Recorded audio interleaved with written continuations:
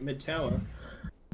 And VVB rotating around, we see Clockwork ready there with the hook, of course, along with his compatriots. Again, while all this is happening, PA just content to farm, and she has been uncontested the entire game so far. Do you think they should have done more to try and gank her? Very potentially, but it looks like what could be happening right about now is SCAU seem to be rotating up that river. Going to be caught, though, by VVB. So Bounty Hunter comes through and scouts out their smoke, and they're going to know what just happened. And are very quickly backing out away from that potential big hit. I found him. They got the big shots, and wow, a fantastic dust and hook right there, catching the Bounty Hunter off guard. He can't do anything against that shrapnel. Yep, rest in pieces. Meanwhile, on the bottom lane there, we see Jug replicating exactly what his Phantom Assassin counterpart has been doing and just ratting and pushing happily.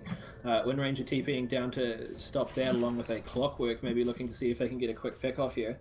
But looks like Jug content to back off into his jungle and do some more farming. Tower is under attack. As VVB starting to try push top, but then teleporting middle to try and defend against this push in here. So I'm looking at the graphs here, and it's VVB are ahead on both XP and gold, but not by a whole lot. About 2.5. Oh, sorry, SC about 2.5 ahead on the XP there, and almost the same on the gold. So SC is actually getting the best out of this, and you can see that with the net worth. You got the Jug leading that, leading it for the Radiant, followed by the Invoker with only the PA on the side of VVB.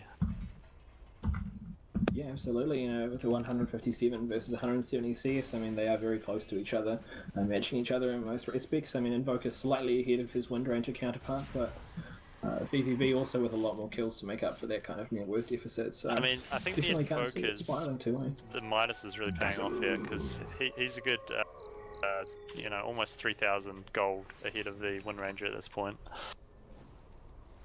Absolutely. I mean, the Midas has been a very big pickup, and he hasn't done a whole lot of dying since, so it's definitely paying off for them there. We see the Dire's top tower there, is under attack.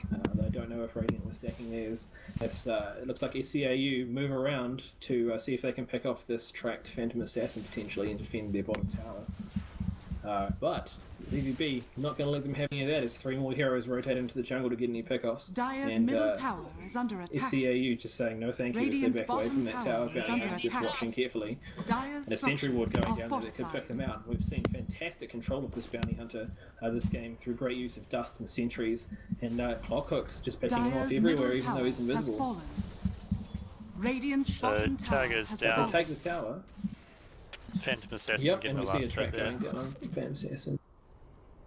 Absolutely, but potentially some fighting here in the middle as they stand on top of a ward. SCAU's in a very awkward position. And it looks like VVB getting ready to rotate in and do some serious damage. Oh, the hook! Hooking to his ally, unfortunately. He's gonna be upset about that Dire's one, I tell you. top tower is I've been under there. attack. Yeah, well, I mean, Dire's structures Clockwork has are shown us some fortified. savant level hooks so far picking off that Bounty Hunter, but unfortunately, confidence might have got the better of him in that one. So it's easier though to try and defend the top tower. Boka though picking off the Deadpool doing a lot of damage there. But definitely Ultimately going down. Dire's top tower has yeah, fallen. PA having a BKB there, very, very strong. Would have just kind of shrugged that damage off. Whilst Clockwork, not really a hero who cares about it, and the creep wave definitely coming through to help them out on that one.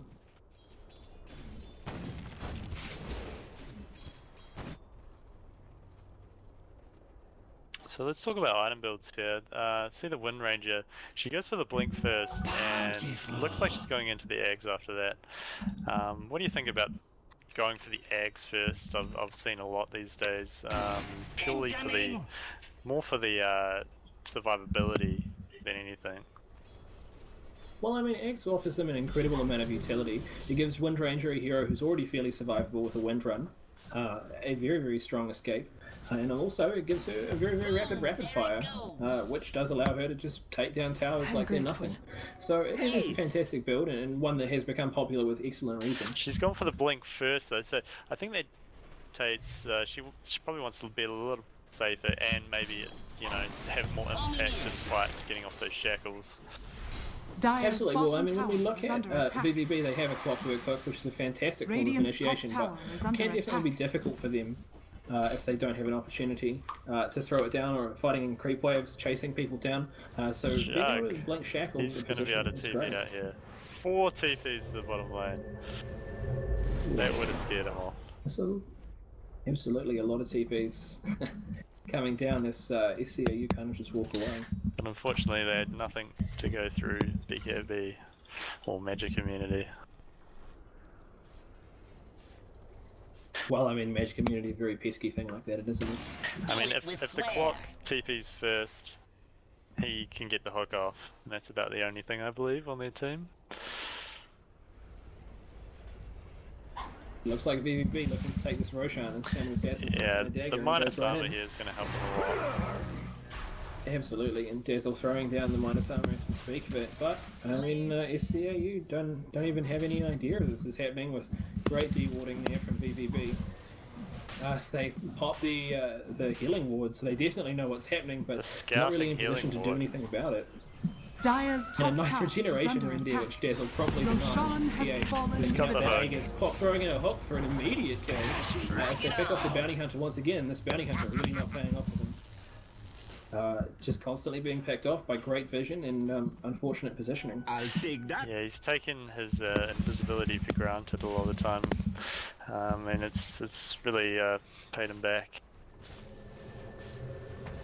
Yeah, definitely. And we see now VVB looking pretty content to just kind of push down mid Dire's tower, bottom although tower is under now TP's attack. out and they're going after the Jug on the Dire's bot, who's structures are definitely fortified. taking an earlier note out of the Phantom Assassin's book as he goes to the attacks, spins with Boots of Travel to get out there. Boots of Travel, a very strong pickup on the Juggernaut given his current role in the game, along with a Dire's Yasha to bottom tower is keep him under moving attack. nice and Yes, briskly along. that tells me he wants to do a bit more of the split pushing game and do a bit more farming rather than take the fights. So he seems to be comfortable in going to the late game. Do you think he should be here against the side of VVB? Yeah, I mean, I think that split pushing is definitely serving them at this stage, delaying the game where they're in an awkward situation and keeping them alive. I see Ranger getting solo picked off there, but in the middle, Dire's middle tower is we under can see a attack. pick off against the Witch Doctor as well as VVB jump in and probably now smoothly rotate through to grab that bottom tower, but first gonna try and pick off the Dire's Juggernaut middle if they tower can. is under They get attack. the Jug Chasing here, after him this with is a long huge. range dagger, but he They spins. do have the hook. Yeah, he spins away there. Actually, I they don't think hit they're the gonna hook. pick him off as they move back. Yeah, that's the one thing. Jug can't rely on his Dire's Blade top Fury tower too much is in the under split attack. pushing and TP out because they have that clockwork, and that might come back to bite him later on, but we'll see. But we can see on the top lane here as Invoker starts to run out, but PA is looking to go after him, throwing out those jumps, but slightly missing the Q animation, but she's moving in, gets the jump, but Oh, Invoker's nice throwing down tornado. a quick disappearing They act do have as he dust. throws her up in They the air got with the him. tornado. Dust comes down and a lucky bash grabs him as she PKBs and Yeah, gets him there's apart. no way out for him there once they've got the vision, so he was playing very far out. Unfortunately, yeah. And that's the thing, having a bounty hunter on your team means you can't rely on that ghost walk all the time. Yeah, definitely removing a certain degree of Invoker's escapability. Although, I mean, in fairness, they definitely, by the looks of this team, would have been buying on the other side. Dazzle. Meanwhile, though, yep, picking up the Dazzle, and do we see a shallow wave come down They here? dropped the ult for this. Big death to try and get any kills Radiant's possible. top coming tower in. is under attack. Ooh, Maybe it works if he- out for them though, Radiant they get the kill, and structures Clock are looks to be fortified. backing away as they push some serious pressure onto this top tower here. Maybe if he didn't turn cheering it around, up. he might have walked that one Dire's off. bottom tower is under attack. Yeah, it is Radiant's possible, top tower but has I fallen. really don't know. They take this Dire's the bottom top tower tower there, has getting a fallen. tier 2 and opening up more space for them. Oh, they got the swap We do off. see. There goes his magic community. If they chase, he might turn This should make this. my life easier. He's gonna drop the ult. Gets veg. And That's he's level not having 3. any of that with the This double clock magic is throw in down. trouble. He's chewing them up. Wind Ranger shows up with a quick blink, beginning to windwalk out Shackles to the even illusion. escape. Yeah, And Jug just walking it VVB off. playing a bit confident there, throwing the offlaner in support at their quite farm Jug with the level 3 ultimate. So Yeah, Jug had a huge net worth, almost rivaling the PA there, who's been very strong. Their Battle Fury definitely paying him off for him along with the Rat. Yeah, it really helped there. It did a lot of damage, especially with all those creeps around. The cleave doing work. Definitely, and we see Dazzle picking up that arcane rune, maybe some more graves in our future. So the Darkseer, he's gone for Blink first. Is this the build over possibly rushing a mech? Well, I mean, if we look at it at this stage, their team certainly isn't throwing out a huge amount of AoE damage, and there's not a lot of pushing going on for them, and they're not really in a position to. Slightly behind and having trouble with this PA. Mid. And in fact, there was a Midas, by the way, that he did pick up, so a bold move. Yep, there was the Midas. Yeah, I'm not sure how I feel about this double Midas build, but I mean, if you are losing the early game, I suppose taking the opportunity to step back and try and get more farm, push us into a late game. So they're trying to bait here with the PA. Radiant's four middle smoked tower heroes is sitting under around attack. it. ICAU going to fall for it as they come in. Bounty Hunter sitting there, but not looking to go in. PA backs off slightly. They have to know. And we see some strong Radiant's aggressive middle wards tower going is down under behind attack. the tower to try and get any picks they can. Dire's Plenty top of But the smoke tower is is under firing, attack. and VVB decide to say, There goes the not Aegis. too interested, let's just rip Aegis this is tower gone. apart. She does have the Abyssal Blade now, so that's even more locked down Dire's top for tower the has Jug. fallen. Absolutely, and they're looking like single target machines at this stage. Jug and Invoker trade the top tier too, so very good trade for them. Yeah, absolutely, and of Dire's course putting top some tower pressure is on them, under moving attack. pressure away from their middle. His VVB teleport back. Let's have a look at the XP. Serious Clowns are in fact ahead by almost 8,000 XP, so that is probably the Midas is paying off at this point. Absolutely. They do pay for themselves. And net worth about the same, looking at 7,500 in the lead for Serious Clowns. And we see the Juggernaut picking up an ultimate orb now to follow up his mentor already that he has. What do you think we're going to be seeing here from them? That'll be the but before we talk about that, the PA grabbing the Juggernaut on top as he TP's out with the spin. Can they get the Vengeful Spirit coming in? And she might have a swap, She but a got big the crash. Honor to be chosen for Dire's Huge middle crit just tower making him is under disappear on top of attack. that and giving win range of the Egg no less. SCAU kind of just milling about the Roshan pit, looking to grab a haste room there on the Invoker, but not a lot they're going to be able to do right now. So I believe we're going to see the Scar pick up, but I'm not sure that that's the play. I'd like to see some more armor come out from the Jug with something like that AC, purely because of that weave and the Wave of Terror there. I mean, we saw how quickly he melted to PA. It's just too much physical damage. Yeah, absolutely. But I mean, Scuddy's Dire's certainly bottom another way to go tower about is it, under trying to gain attack. some extra HP there, and does give the other heroes a disadvantage, being that there are a Radiant's lot middle of tower right clickers is under there, so attack. slowing them down a little bit Dire's in this bottom fight. tower is under Possibly attack. not the right choice, but it is certainly a choice. So these towers So are we just see going to melt. VVB. Yep, Casual and back. Windranger not even worried about using the focus Radiant's fire middle there. With tower such a low has cooldown, fallen. now she has her eggs on her.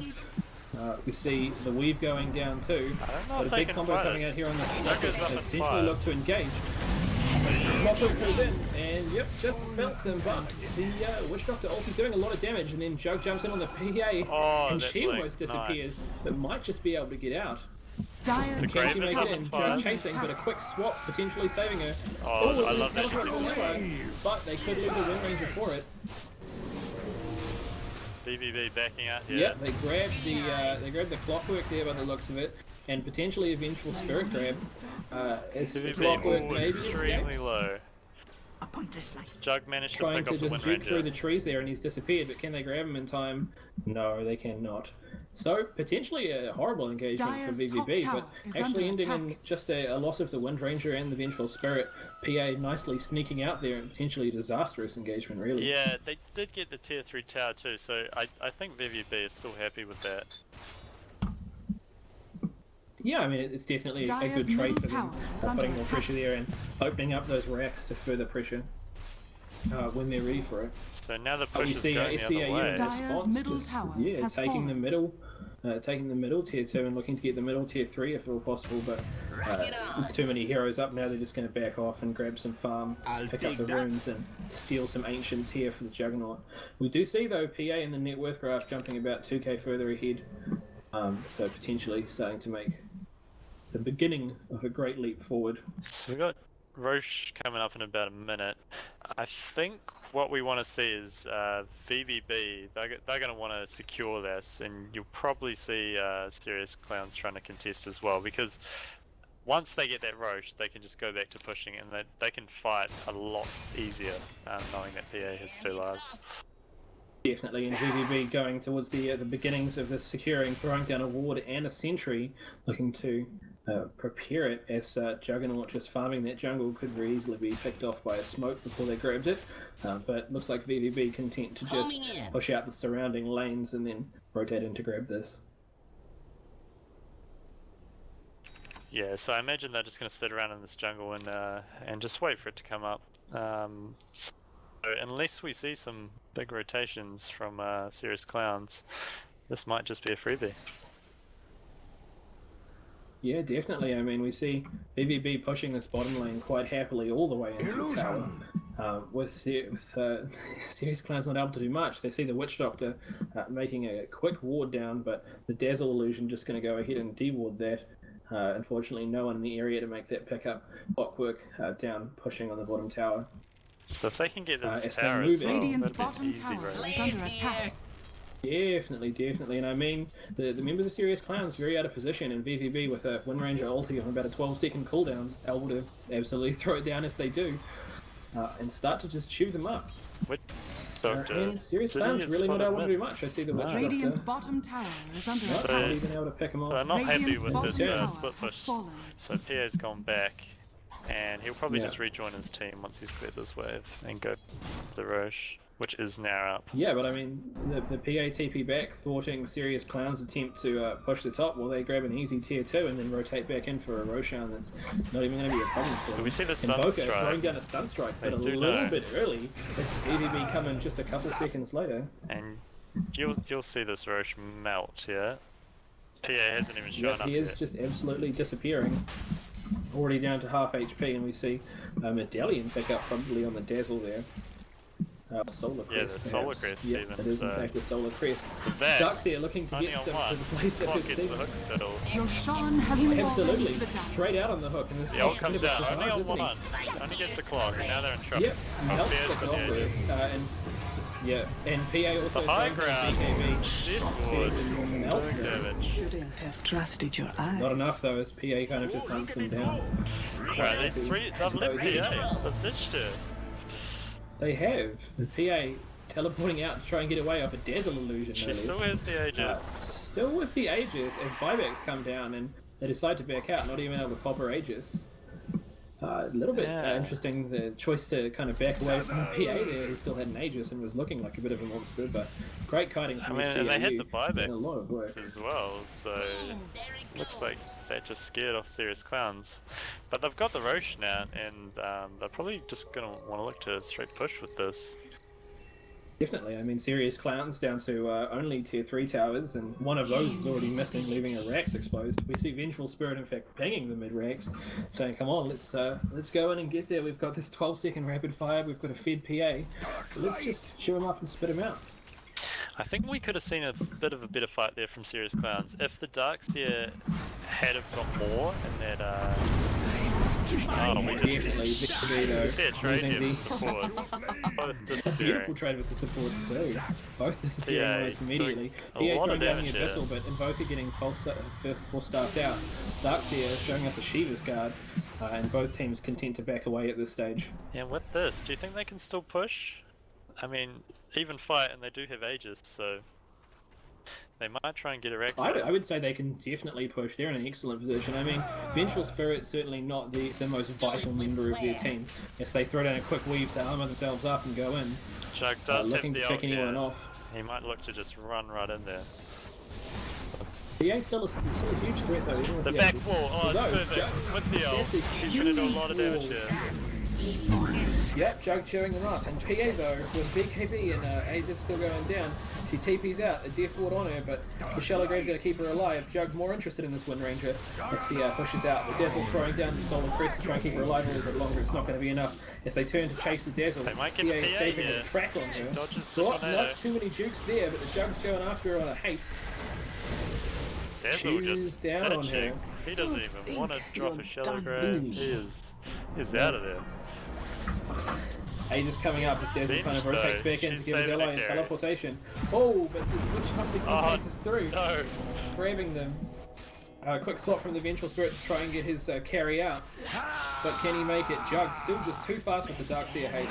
As she tries to kind of duke around and get away, a Cold Snap's going to finish her off there. That was a disastrous engagement for VVB. I mean, we're seeing the Invoker. It was something. The bit of miscommunication there, I think. We had the Dazzle TPing out, but then we had the Vengeful Spirit running in. Dire's top tower afterwards, is under attack. Absolutely. I mean, we really see the power of Invoker as a team fight hero. They're throwing down a deafening blast straight into a Darkseer wall, and just fantastic positioning from both players, putting them in a very awkward position. Yeah, that wall won them that fight easily. And now you see AU looking to get some picks off. They're grabbing on the Dazzle, who's got a great down. Now They switching should over not to be the defending Clockwork. that. Oh, and they eat up the Clockwork as the SCAU reply by taking a tower of their own. Radiant's bottom tower is under attack. They're Dire's up top way too barracks has far. They fallen. had 2 down, and then they just lost another. Dire's top barracks are under attack. Absolutely, and VVB backing off. I Dire's mean, middle tower this has match fallen. Dire's top looking a barracks little has bit like fallen. something similar that we saw recently when we played a Dire's friendly middle against barracks SCAU. has fallen. Dire's In what middle barracks way? are under Yeah, attack. Some Dire's middle fantastic barracks comebacks being has shown fallen. there, Yeah, Mads, but they're now going to back The away, defensive taking wall. 2 tier 3s and Radiant's 2 bottom racks. tower is under So attack. with that, A huge XP trade. grab, massively favouring SC, over 15,000, and gold Yep, they're over really being shown up by 20,000. those Midases. Midas Gaming. Yeah. It's an impressive scenario, I have to admit, and I mean, we were saying earlier that maybe VVB's PA needed to be shut down earlier by SCAU, but SCAU showing that even though they're giving the PA free farm, they're getting a free farm of their own, and really taking advantage of it with those Midases. They were happy to push this lane Midas Gaming. because of those 2 Midases. Coming in. So with that, definitely. we've lost 2 lanes of racks. VVB on the back foot here. What do you think? I mean, everything's moving in the favour now. What do you think they've got to do here if they want to try and come back from this? I mean, well, we've got an opportune pause to discuss this right now, so that's fantastic. As both players decide to just go away for a small period of time. they we need can a see breather. They need a breather. They've worked hard. The Invoker, obviously playing a few mind games there after they've just swung this game massively in their favour. Invoker fully stacked. Look at that inventory. Yeah, it is a beautiful thing with the Yules, Aghanims, Force Staff, Midas, Boots of Travel, and a Octarine Core there. But we see VVB actually having a very awkward lack of vision here, and I would be saying that the best situation right now for them could be some good vision, a good smoke, and a good pick off to force a 4v5 in favour of them, and then taking those mid racks and perhaps another racks to even it out. Yeah, they have to play very carefully though.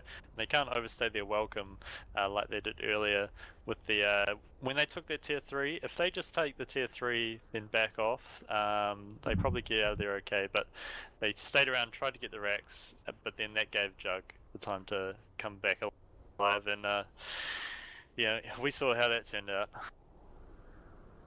Definitely. I mean, we see, looking at that goal graph, that Wind Ranger with a 10,000 net worth, versus her lane opponent, the Invoker, who picked up another Midas at a 20,000 net worth, doubling her net worth, and showing it with a massive slotting there. And Darkseer, the player who was having the worst time in the start, then proceeding to pick up his Midas and going to a 16k net worth, actually beating the Wind Ranger in net worth.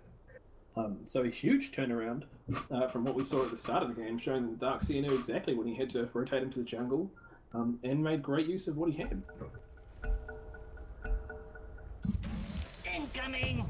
Yeah, so we'll see what VVB decide to do here, but by all accounts, it's not looking good for them. Only falling further and further behind the longer the game goes on, like we've talked about with those 2 Midases. And it's Yep, they've definitely paid off in a very big way from the CAU. It looks very shaky at the start. We haven't talked about the bounty hunter either. They're getting a lot more gold from these fights.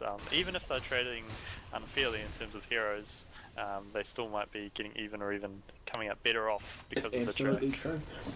And on top of that, I mean, we see Juggernaut, who hasn't even had a hasn't even had a Midas, but has been playing a very rat-like game with a Battle Fury and has made a huge amount of gold. I mean, I think the Midas definitely works in their favour, along with the track, of course, there too. Bounty Hunter giving them a lot of vision, so the Jug can just safely farm the jungle. And Invoker and Darkseer only need to take 1 or 2 creeps every now and then with the Midas, and otherwise can be off farming lanes. So we see the PA go for a Skadi herself here.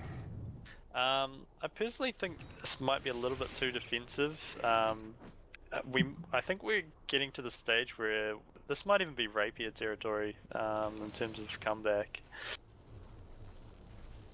I think rapier territory is a very big call. Skadi not the worst. Hey, I'm always keen to see rapier. Minute 1 could be rapier territory.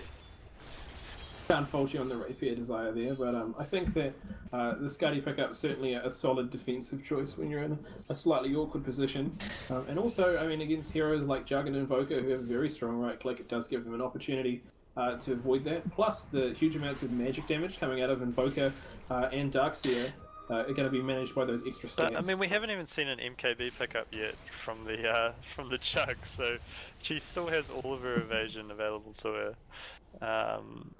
No solar crests.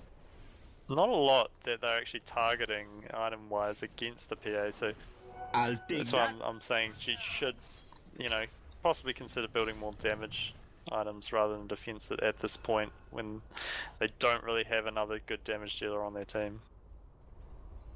Very true, and I mean we see Bounty with a gem there, looking to just decimate the vision of VVB and kind of begin to strangle them in with a vision choke. Holding them into their base and putting them in a very awkward position. PA could be caught out of position here though, but no. SCAU content to just rotate through and steal the jungle as they move past. It's serious clowns. But PA potentially going for a 1v1 against Jug. It's both players throw down Abyssal Blades, a Manta coming out, but Jug decides to just back away, scared of the potentially nearby rotations as he leaves her to deal with the Manta. They're just, you know, they're just saying hello. Takes the entrance. Just a friendly little tickle. Yeah, that's the one. I mean, at this point, the Jug 1v1, unless he drops his ult, he's not doing that much damage due to the evasion and the Skadi, so that would be quite a long fight, I believe, if we saw that go down. Jug ult in a 1v1 though, a lot of damage. Yeah, I mean, for sure. So, I mean, serious clowns, they're happy as anything right now. They're farming up pretty much the whole map. But in the enemy jungle, you got Invoker just, you know, taking out camps here. Yeah, definitely, and I mean that gem doing huge work for them. As we see just constant D-wards coming out from the Bounty Hunter Invoker combo, Invoker sending his Forge Spirits after the Bounty Hunter to do all the D-warding for him, so he can stay at a safe range to quickly pop out of vision if anyone does jump on him. And we see a pickup of the Aghanim Scepter on the Clockwork. I mean, how are you feeling about this one so late in the game, and with such a vision problem? I think it's good at all points in the game, the Exxon Clock. I mean, that reduced cooldown, if you're in a team fight, you know, you can get it off multiple times, which is incredibly important, especially against the Jug, for example, who has that magic immunity, because it does go through the stun. So, because I don't believe there is, you know, maybe a 4-staff I'd like to see on him, but yeah, I see nothing wrong with the X here. And we see Clock maybe looking to pick up this Invoker here. Dire's bottom tower is He's probably going to get killed himself. Help him out there. I think he's just going to get one. He's going to drop the combo. By this big Invoker combo. He does have Blade Mail. Oh, yeah, and no hook. The Invoker just walks away half health though. A real shame there. VVB had been slightly more aggressive with their cause. They could potentially have picked him off. Not able to do so though, and a long-range tornado trying to pick him off. And again, that's that vision. They didn't know who was behind him, so they were scared about doing that. Meanwhile, Roach going down. I've got the cheese. Who Bounty is going to grab by the looks of it. Yep. So we could see the final push coming up. Invoker just pushing in that top lane. It's already at the tier 4s. This could be the final hurrah for Serious Clowns. I mean, Serious Clowns having such a strong lead at this stage with their Midases, probably not wanting to delay it too much longer, allowing the other players on VVB to catch up. gain some experience and just ambient gold as they kind of play defensively. Yeah, we're looking at over 30,000 gold lead down a here. combo. So it's possibly insurmountable here unless they have the fight of their lives. But I mean, Serious Clowns not really even caring, throwing Manta Illusions at their tower and taking a huge amount of HP off it. I mean, Invoker just pushes look like random they had areas. To slowly, siege this one out. They know the other lanes are pushing in, so they can really split PvP's manpower. Yeah, definitely. They're going to have to peel away to try and defend, and this 5-man can just kind of come in against a 4v5, an ideal situation for them. PvP is having a very hard time as more Manta Illusions come in. Clock jumping them in along with PA, but that just sets up for a perfect vacuum as next AD starts to go in. The low ground, ulti, doing a lot of work here. Yep, and the Invoker going through a deafening blast to push him back. The tower goes down as they come through. Windranger down bot. Victory is the goal. This is their last stand. PA in the middle, 3 heroes here. Jug's having trouble dealing damage, but he still has his ult up. And they're turning now onto the racks as they pop them down. The Radiant now have Yep, eating through them as the bounty hunter Shuriken jumps around. They try to stop him, but that wall's going to just slow PA right down to the floor, unable to do anything along with Shiva's guard. A Shallow Grave goes down, but it's not going to save PA as it expires and she disappears. There's going to drop. Yep. And there's that's the GG. Finishing up the game. Well played here from Serious Clowns. Radiant definitely well played, and we'll be looking to go into game 2. First of all, of course, passing back to our analysis desk to have a chat in between. Those fantastic analysts. We'll go see what they're up to. Fantastic, and I'll see you next game. See ya.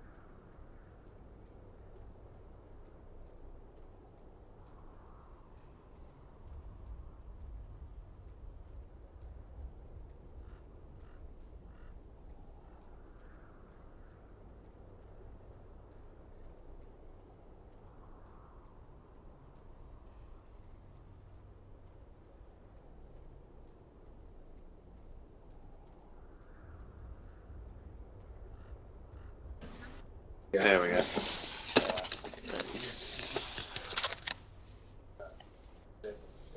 We're back again. That happens from time to time.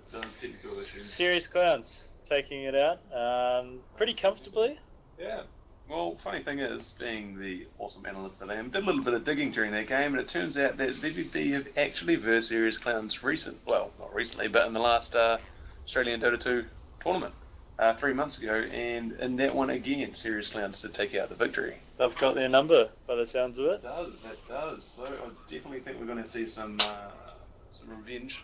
They're going to be out for blood, I think, VVB. They want to get some blood on these guys and get their own back.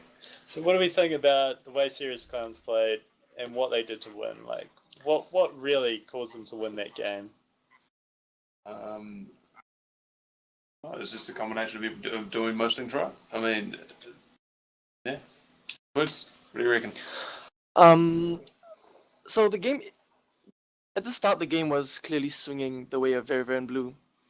I think the one major reason for this is that Serious Clowns didn't have a counter to PA when she was in BKB. If you look at their lineup, right? Yeah. She pops Black King Bar. Nothing Serious Clowns can touch her. But when that started to decline from 10 seconds, that opens the window for the team fights. Yeah, because she did pick it up quite early as her first core item, in fact. Right after the drums, and she had drums and helm, and then that was the first, actual late game item. And I don't think she even needed it then, to be honest, because she wasn't even in fights at that point. Yeah, she was still spending majority of the time farming, split pushing, as we saw at top lane. And she wasn't running into any trouble, that's for sure. I think there was a couple ganks attempted by Serious Clowns where the Witch Doctor rotating in and ulting an illusion at one point, which thwarted that one pretty quickly. And I believe there was possibly one rotation, but it never seemed to pay off for Serious Clowns. And that safe lane for Phantom Assassin was just, she had the time of her life, really. She got multiple kills, I think, possibly 3 on early on the Darkseer, and then she even got the bounty when he rotated over as well. Darkseer wasn't having a good game, early game.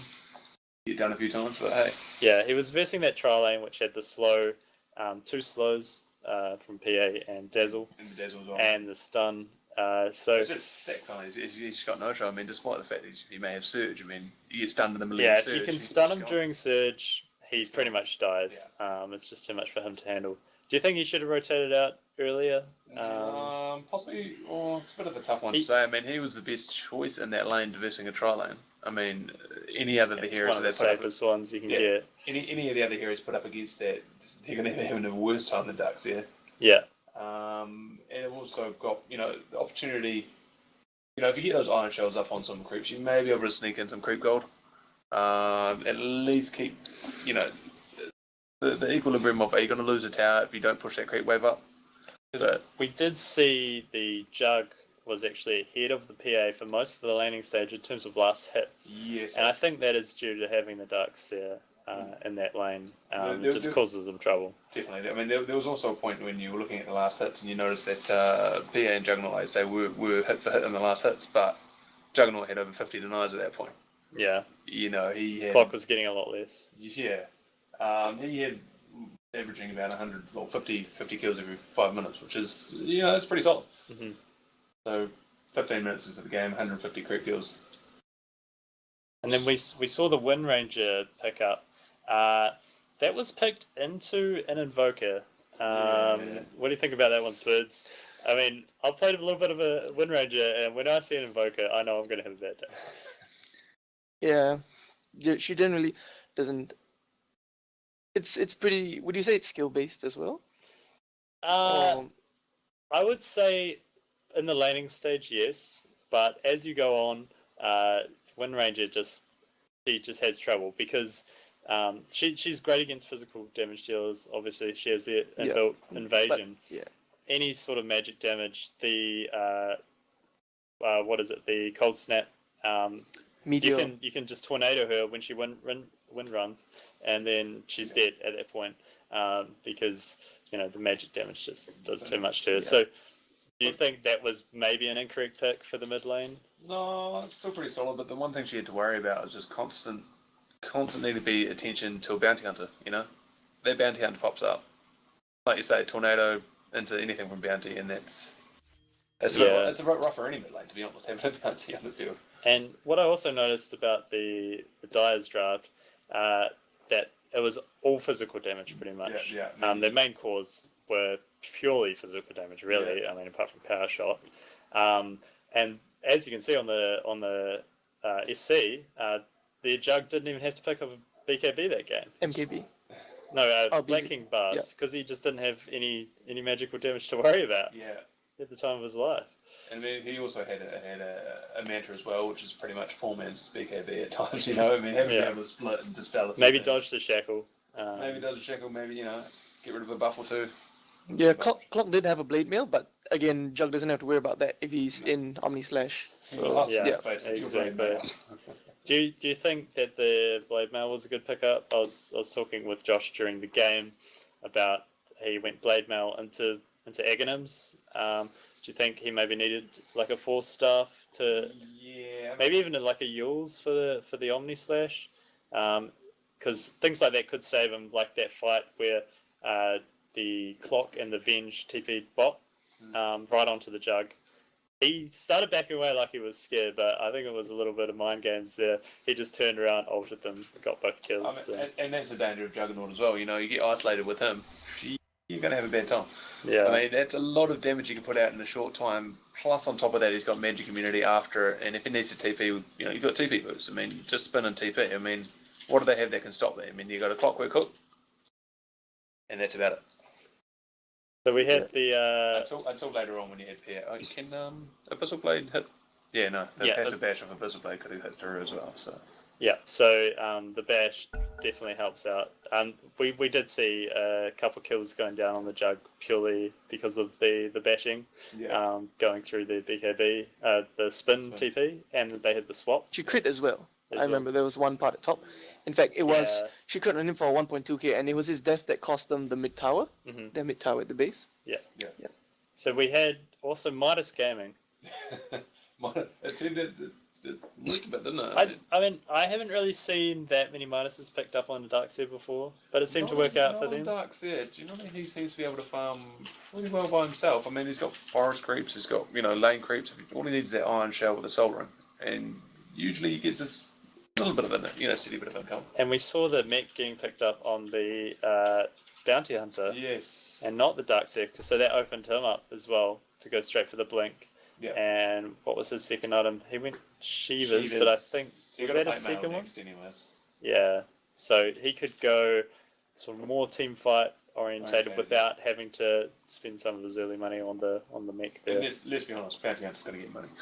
It's just sun comes up, sun goes down, Bounty Hunter gets money. Yeah, Bounty Hunter, he's a greedy support in the fact that he doesn't really lane very well, but he's good at rotating and causing grief for other lanes. But I think they were fine with that game because the rest of their lanes they knew were going to be quite passive against a Dazzle and a Clock. Clock's not moving before 6. Dazzle and Venge, they're probably not doing a whole lot. They're just there just to ward people away from the PA. Yeah, exactly. With a team composition like that, you just have to wait a wee while until it comes online. I mean, you might be able to get a few early kills like they got on Darkseer, sure, just with the slow stacking, but essentially they're quite fragile heroes, some of them, and they're going to go down pretty quick to, Juggernaut's got a huge output with his spin early game. Yeah. And just, early game, that combined with almost anything could take out almost everyone on their team. You got your Invoker Sunstrike coming in, which that can do a solid amount of damage, especially if Clockwork, decides to clock himself in. To Cog. We did see that. I think that was his first death. Yeah, his first death. He just made that's one of the problems of versing Invoker. You just make yourself this big target. The time it takes you to hit that and walk out of the way, you've been already smashed in the head by this, pure damage Sunstrike. And we didn't really see the effects of the Invoker nerf there that game. No. So his agility, not too much of a worry for him by the looks of it. Yeah, I think the increased mana cost of the Deafening Blast is probably more. It hurts his early game a lot more. Yeah. Just doesn't quite have enough mana to do a lot of things he wants to do. I mean, it didn't stop him from using it though, because we saw one gank on the Invoker early on, and he had that Deafening Blast ready to go. Yeah. So maybe he preempted it, because it's not something you generally have for laning stage, and Lucy was thinking about going on the Wind Ranger, but they came in, he just dropped it and walked out of there, and I think they chased him, and then that's where one of the big early game fights happened there. Right, you mentioned Clock picking up the Ags after Blade Mail. Yeah. Given that Very Blue had the upper hand for the early and mid game, that could have been why their Clock player felt that Ags would have been a good pickup. Because basically what Ags does is let you go in much more frequently, and they already have the advantage, so they want to push it. They want to be more aggressive. They want to take more fights on their terms. But I think by the time he got the eggs, it was a lot later in the game, because he had the blade mail first, but he was very poor. So that's the thing. Like getting an eggs with just a blade mail, sure he's going to get into the fights, but he's not going to last through them. No. You know what I mean? He may be able to initiate and drop the cogs, but by that time, man, if he's initiating on a Juggernaut, he's dead. Yeah, that's why I think he needed a little bit more defensive, maybe more utility, because he was hooking in there, but then It's about all he was doing, and all they had to do was not focus him. I mean, Go on. even go on something the cool, heroes. like say 4-star could have been interesting. You know, jump in, hit them, Yeah. drop the cogs, even 4-star himself out there. You know, it leaves him. It's a good way to sort of control the fights, as per se. Looks like we're about to go into the draft now. So we've got game 2, Serious Clowns versus Viren Blue. We'll see if Serious Clowns can take this one 2-0, or VVB can come I out. do want to see some blood coming. Quick bets. Who do you think? Oh well, I've got to say, just from the history behind these teams, Serious Clowns, lads. I think you've got it, mate. Spoods, what do you think? I don't want to say that. But... Well, obviously both teams have something to prove. Yeah. You know, a very diplomatic answer there. I like it. I do want to see if either captain decides that it's time to ban Volker again. Yeah, no, I don't think the Moger's not going to make it through the draft. So who are you going to pick? Quick. I'll go with Serious Clowns. Alright, and there you have it. Serious Clowns, me too. 2-0. That's it. Alrighty, up. So. I'm done.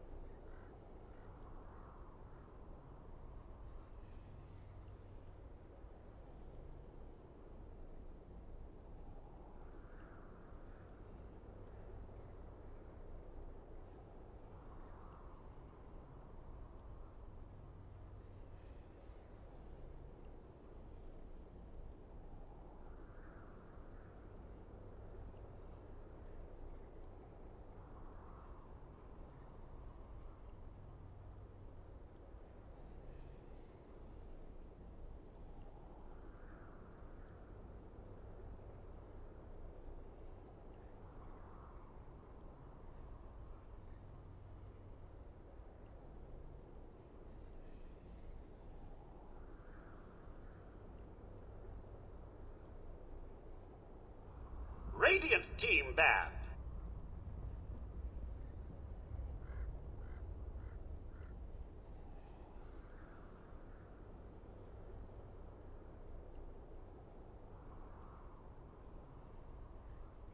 Ten seconds remaining.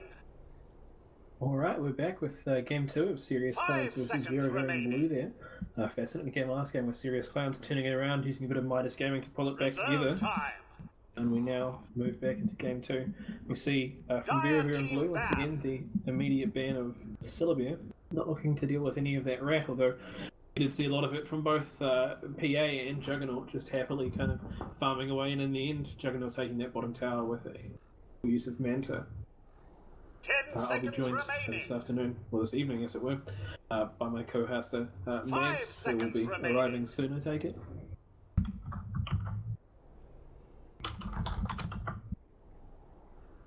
Though we may be having a mild number of technical difficulties once again.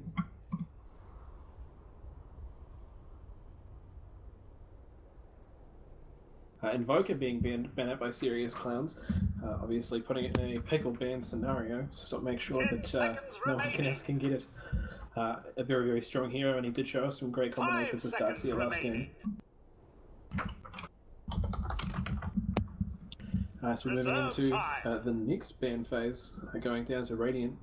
You see who they're wanting to ban here, already kind of going for a similar strategy here, so perhaps seeing the same bans once again. Can in fact hear you, mates.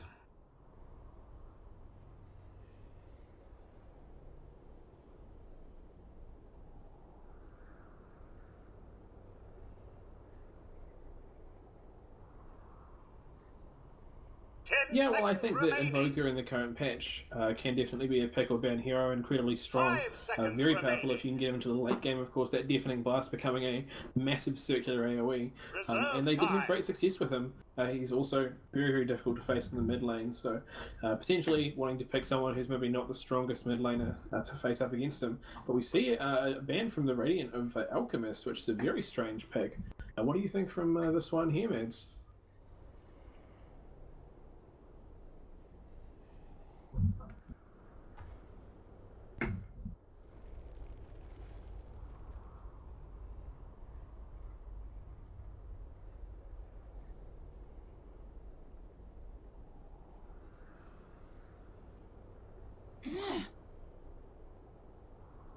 Radiant team pick.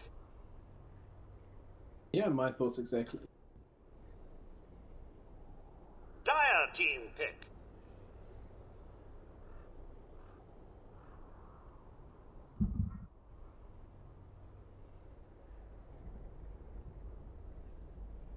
Yeah, definitely. I mean, a very strong pick. One of the more popular we've seen in this tournament, actually. Juggernaut showing up in all kinds of places, even in middle, I believe, at one stage. 10 seconds remaining.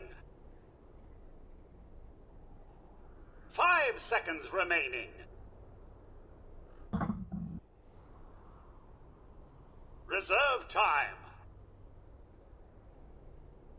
Definitely, and I mean, Serious Clowns, AU banning out Quap following their Invoker. It looks like they're looking to give their mid player a little bit of space, and he was definitely very instrumental to their last game.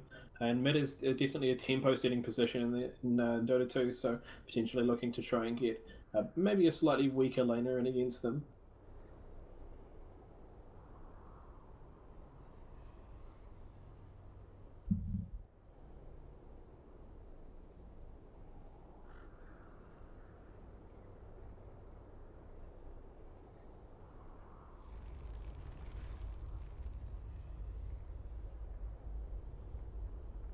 Dire team pick.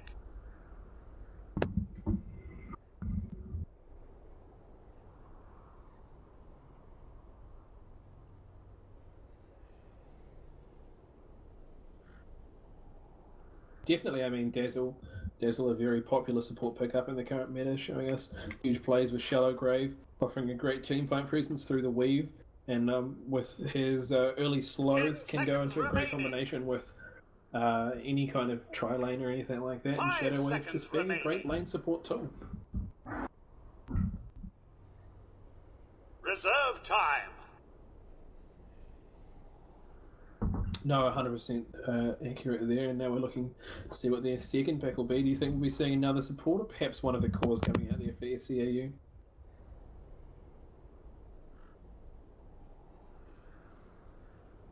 10 seconds remaining. 5 seconds remaining. Radiant team pick. And the Clockwork pick.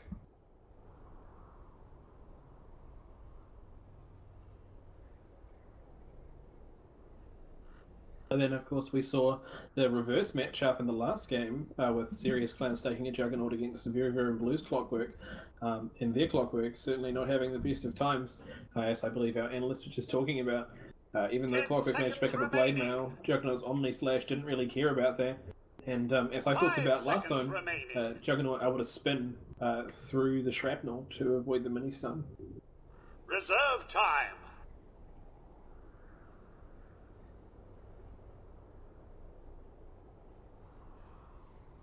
I think you are, actually. I can see the little light jumping up. So I may just be talking to an empty group of people. Just talking into thin air. Maybe having a few more technical difficulties here, sorry guys. As we wait for this next pickup from the Radiant. Skywrath Mage. Skywrath Mage coming out.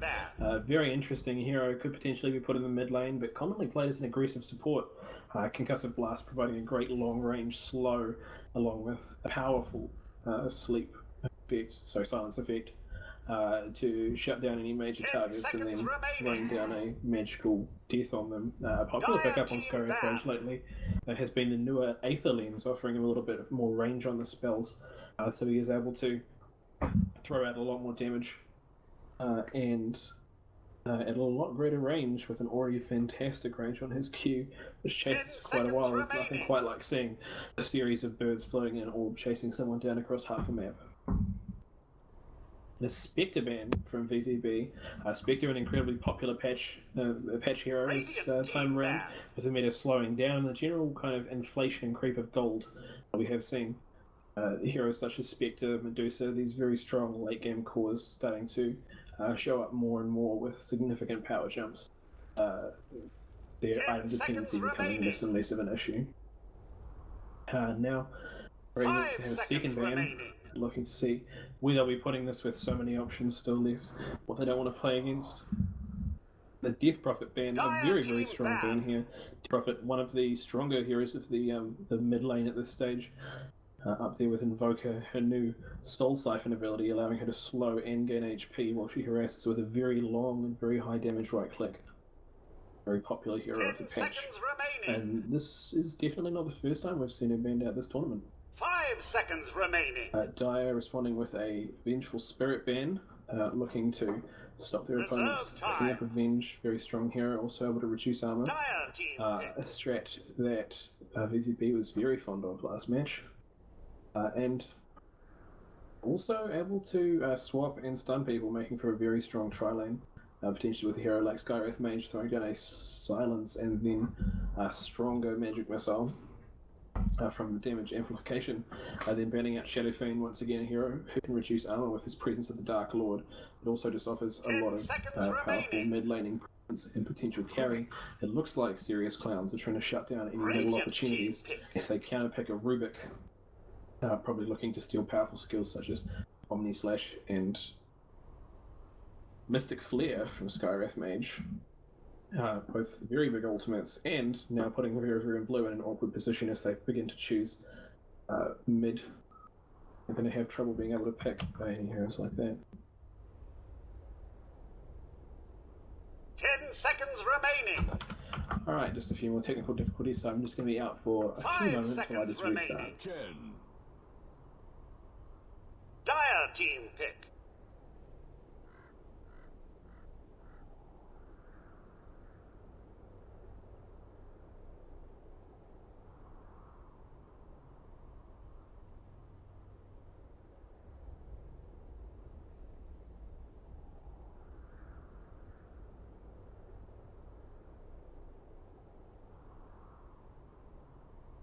Ten seconds remaining. 5 seconds remaining. Imba Spirit. Radiant team pick.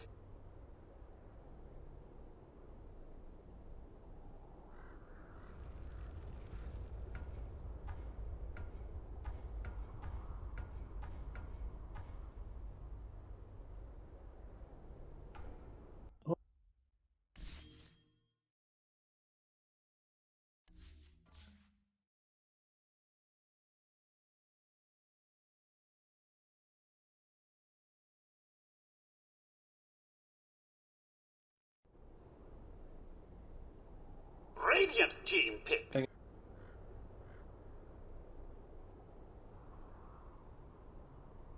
Reserve time.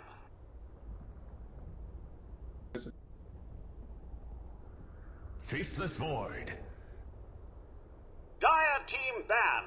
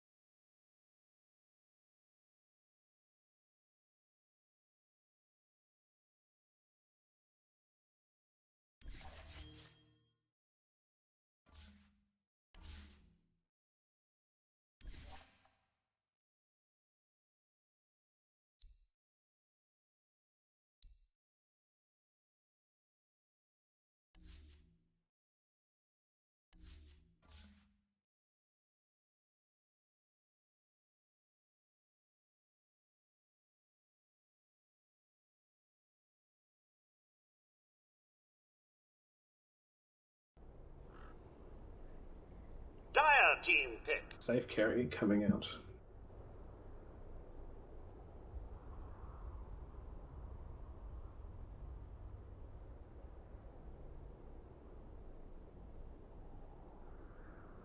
Oh, and 10 seconds left to go with that pick. We're seeing fairly strong team here. Anti-mage. If this is a safe lane, we're seeing an anti-mage, quite a strong hero, but does need some time. I would have kind of hold them off for a period of time though, with a strong Rubik Dazzle combination. And Faceless Void ulti going to be a big target for that Rubik too. Along with the Chen ulti actually, Penitent or what is it called? Hand of God, there we go. Providing big heals across the map for his allies, almost like a makeshift mechanism.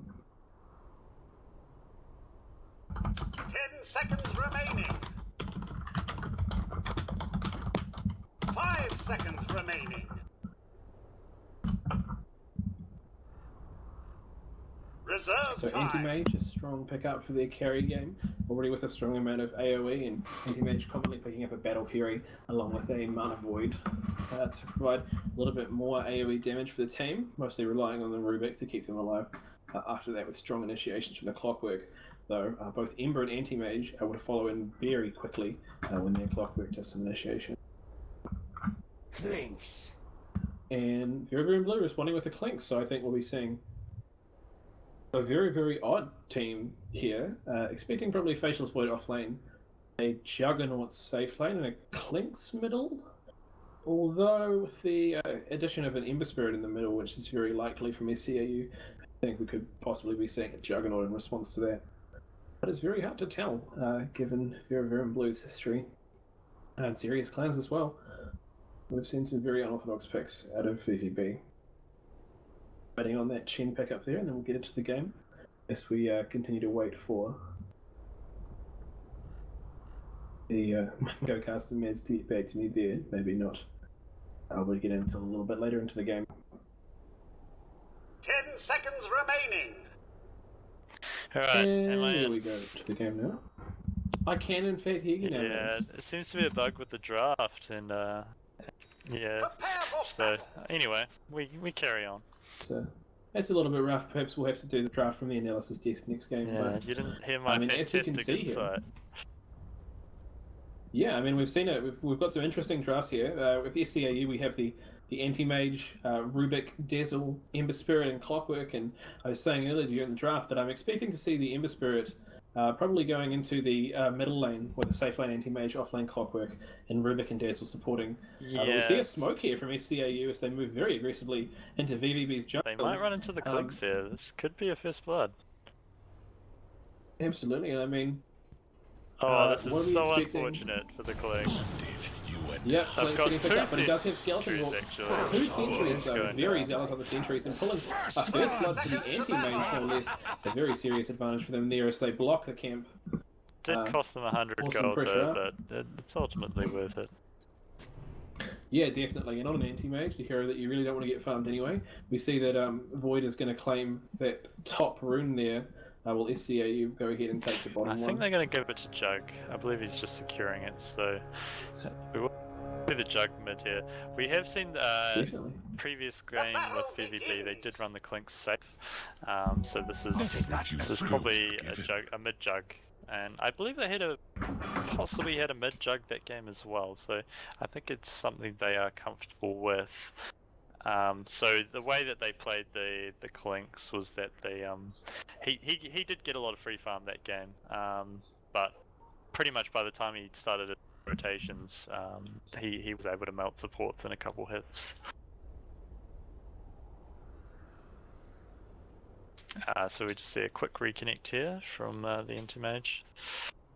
Just from Yeah, absolutely. And I mean, VVB historically running this Juggernaut versus Ember Spirit lane, so something that they are more than happy to do again.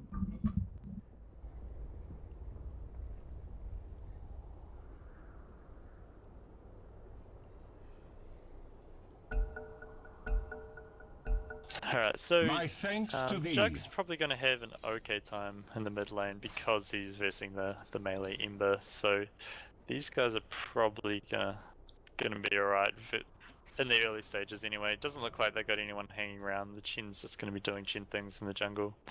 So the big action's probably going to be in the top lane here.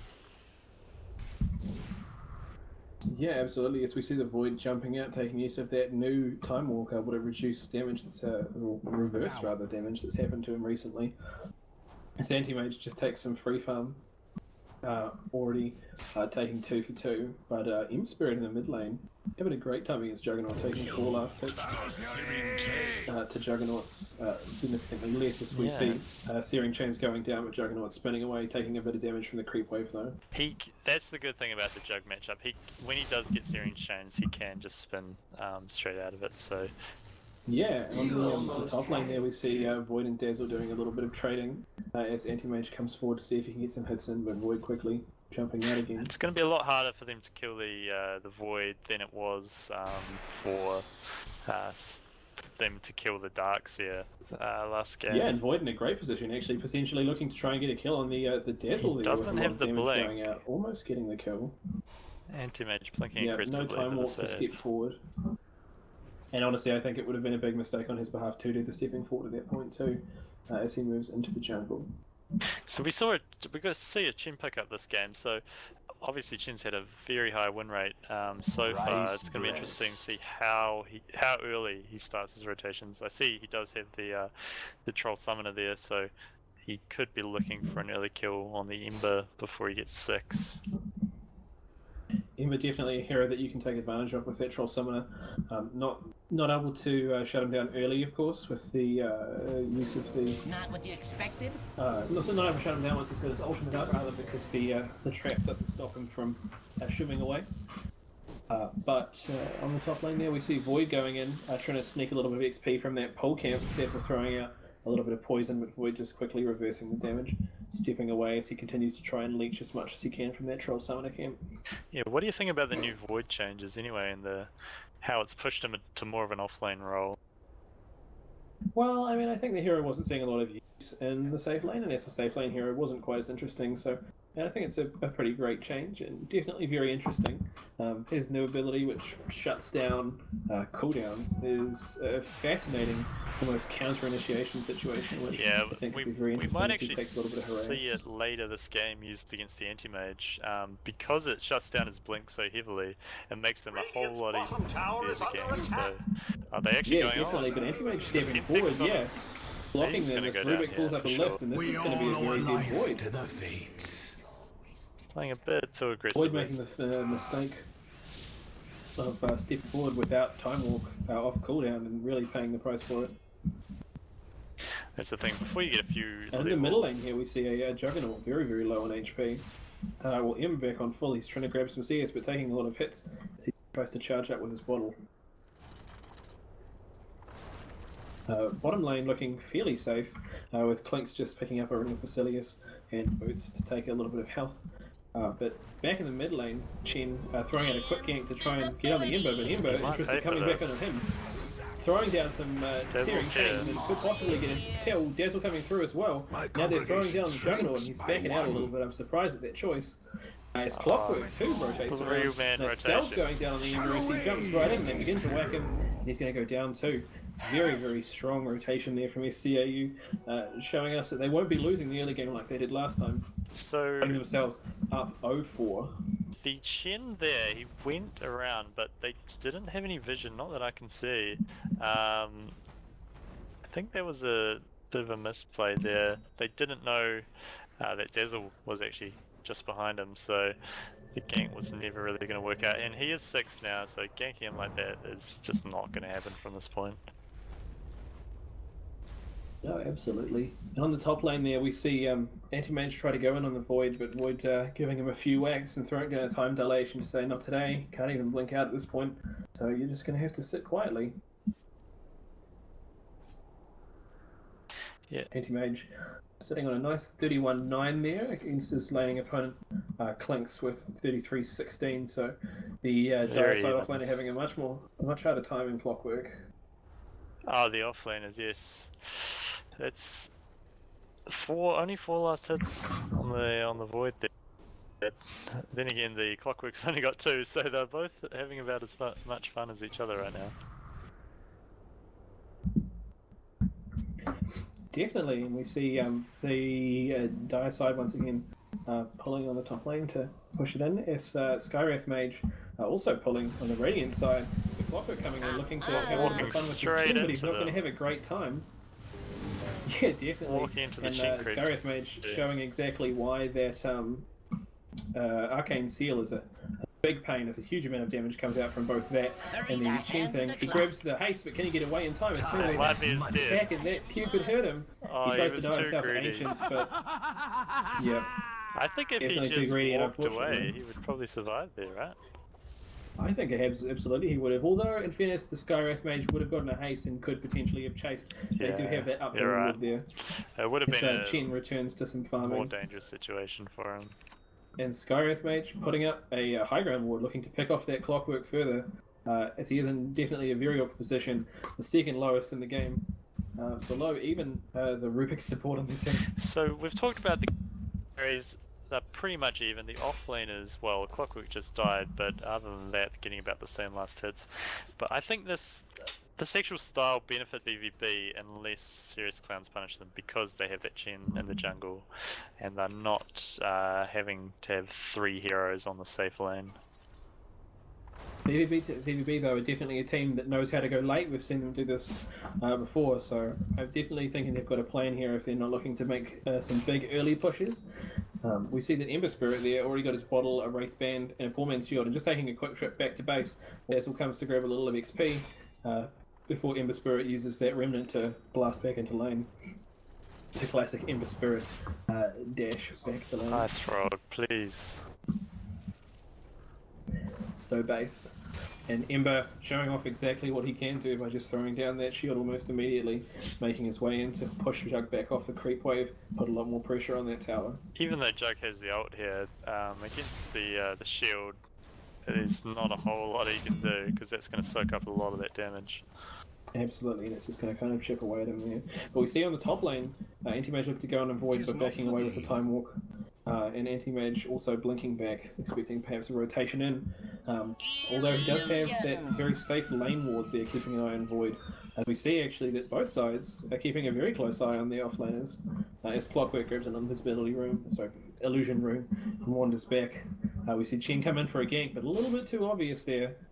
And with the Flame Guard up, probably not able to do too much. The Ember Spirit throws down quick Remnant, but there's going to be 3-4 coming in here potentially for that damage. What a play. The illusion. It's a rough got one. the silence They get out, silence on the Ember Spirit and throw out some Qs. Not going to be going in though, got as the the dazzle Clockwork behind him. illusion just kind of stands there. But Ember's going in, he's keen. Void quickly reversing the damage from those Searing Chains. But Jug throwing down some damage along with the Concussion Blast from the Skywrath. He starts to go in, but the Flame Shield goes up, stopping him taking any magical damage or I mean, much magical damage from the Skywrath. He's got the dazzle sitting behind him, so that's why you can see him play so aggressively, because he's confident that you know, his dazzle will get off the shallow grave. Absolutely, and then he can just take that Ember Remnant straight back out again. And we see him doing exactly that now, as he once again makes use of that ability to TP and then just shim back to the lane. Dazzle continuing to stand there, giving him a quick bottle charge. Dire's bottom tower is under attack. It's currently XP about even. Gold slightly in favour of VVB, but not by much. So, all in all, this early game is rather even. Yeah, definitely. I mean, it's not. No one's taking a particularly strong lead though. As we see bottom tower, they're going in on the Clockwork, but the Dazzle shows up with the last with the Shallow Grave no to potentially chronosphere. Dazzle's up very far. We see also Ember Spirit rotating down, and the tower's going to go down, but this could be some big picks if they want to. Ember throwing down a quick way out, but he might be in a little bit too deep as the Void time dilation goes down. Puts down a grave on top of it, but has to get out. The hook comes in from Clockwork, but it's not going to get enough on some creeps. They are forced to back away, potentially chasing down this Clockwork. But it doesn't happen. Juggernaut grabs a bounty, Ember grabs an Arcane Room, which is going to be a great time for him. Anti-Mage Yeah, doing absolutely. anti-mage things.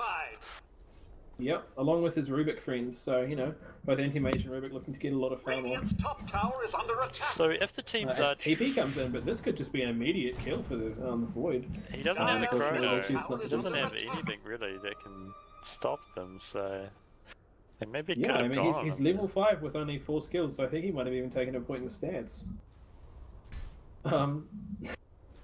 Which would be interesting. Or maybe saving to get those clutch bashes at the moment of Yeah, need. he's gonna wait till he's going in for one and then skill it. It's classic. Perfect. It's the way, I mean, as a bash lord yourself, you would know. Yeah. Definitely a way to get some good bashes. He's got a chrono now, so he's looking to stop some time. So, But, I mean, in terms of farming evenly, who are you going to bet on here? Because you know we're up against an anti-mage. No one is one of the late game heroes in the game. definitely, I mean, Anti-Mage is a very strong late game hero, known for the 40-minute sitting in the jungle strat before coming back out and wiping entire teams. So it's a difficult position for the BVB to be in. But they also are holding a lot of very strong carries on their side. I mean, Void able to lock down entire teams with little to no worries. And on top of that, they have a Void and a Clinks. I mean, Clinks a decent ranged hero with a huge amount of range damage, using fire arrows and strafe, able to just sit outside that Void bubble and chew people down. So I wouldn't be too surprised to see Anti-Mage having trouble. It's a very difficult matchup to read. I think the game is, if it goes in the favour of SCAU, is going to be due to a lot of rat, a lot of backdoor. Ember Spirit, an excellent backdooring hero, and so is Anti-Mage, both with fantastic escapes that can move them great distances to safety. Top lane. Whereas VVB, a very strong team fight. Looking for a fight here. They got the Chronosphere. They'll They drop are. it The Chrono goes down along with the They silence. don't have the damage though. They're going to start throwing down some damage, but is it going to be enough? Anti-Mage jumping out and the Shallow Grave goes down as well. Blink. He might pay for this. And now they're turning onto the Void. Can they actually get it? But Rubik taking a huge amount of damage. The stun goes down. A quick Arcane Bolt, and Void finishes them off. Creep's too strong. Dire's middle tower is under attack. Ooh, but SCAU saying not today. They'll be looking to turn it around as the Ember Spirit comes in, throws down some hooks along with a clock. Clock getting 2 inside. And just eating them up as the Anti-Mage kind of chews up Shen and everyone else involved. Clinks They try is to put dealing a them down, lot but of they're not damage able here. to. Ember has to get out. Yeah, Anti-Mage might get out. But Anti-Mage is Oh, going to go down, and then they're just turning going it to pick back. up the clock. Yeah. Clock to full 2. Dazzle shouldn't be standing that far up. 2 hits. Oh. We see how much damage Rubik this giving Clinks the- does really. He's almost got his attack. Yeah. too. Mm-hmm. I really like He that is Orchid a pickup huge this game talent. too, because it structures are counters fortified. AM and Ember Dire's Spirit. top tower is under attack. Because they're both Yes. split push Top carries. tower is They fill the fallen. same sort of role as well. Yeah, absolutely, it's going to be doing that, and of course, also along with the Skywrath Mage, Arcane Sigil, but we're seeing another engagement here as Void gets lifted up, backing away from the Ember Spirit, and they're all going to back out, but Anti-Mage is blasting down the lane after them, looking to get any kind of arrangement he can. As Jug possibly overextending into the forest, but Jug might be in able to trouble maybe here. just get out in Clock time. cog him in. Clockwork though, he didn't get a cog. Oh dear. Yep, no clogs, and an Arcane Sigil from the hook. He might Skywrath hook out big here. cues, and we're seeing a lot of Nice. damage coming out. Ember using his W track to get an immediate route, but the whole team's showing up now, and Clock's looking to get any hooks he can, missing the hook.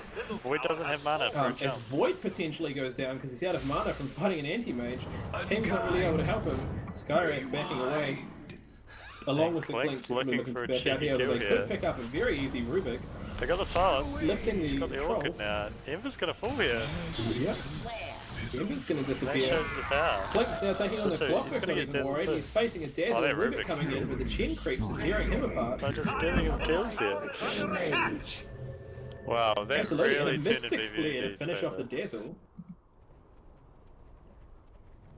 Yeah, an extended battle, swinging back in VVB's favour with a few mistakes Yeah. from ACAU, staying a little bit too long and throwing away their advantage. Had about a 2,000 or so gold swing there in the way of VVB, so that's not the fight that Serious Clowns wanted to take there. So that just shows you right there the power of the Orchid on the Clinks. It's going to be very detrimental to both Ember and Anti-Mage.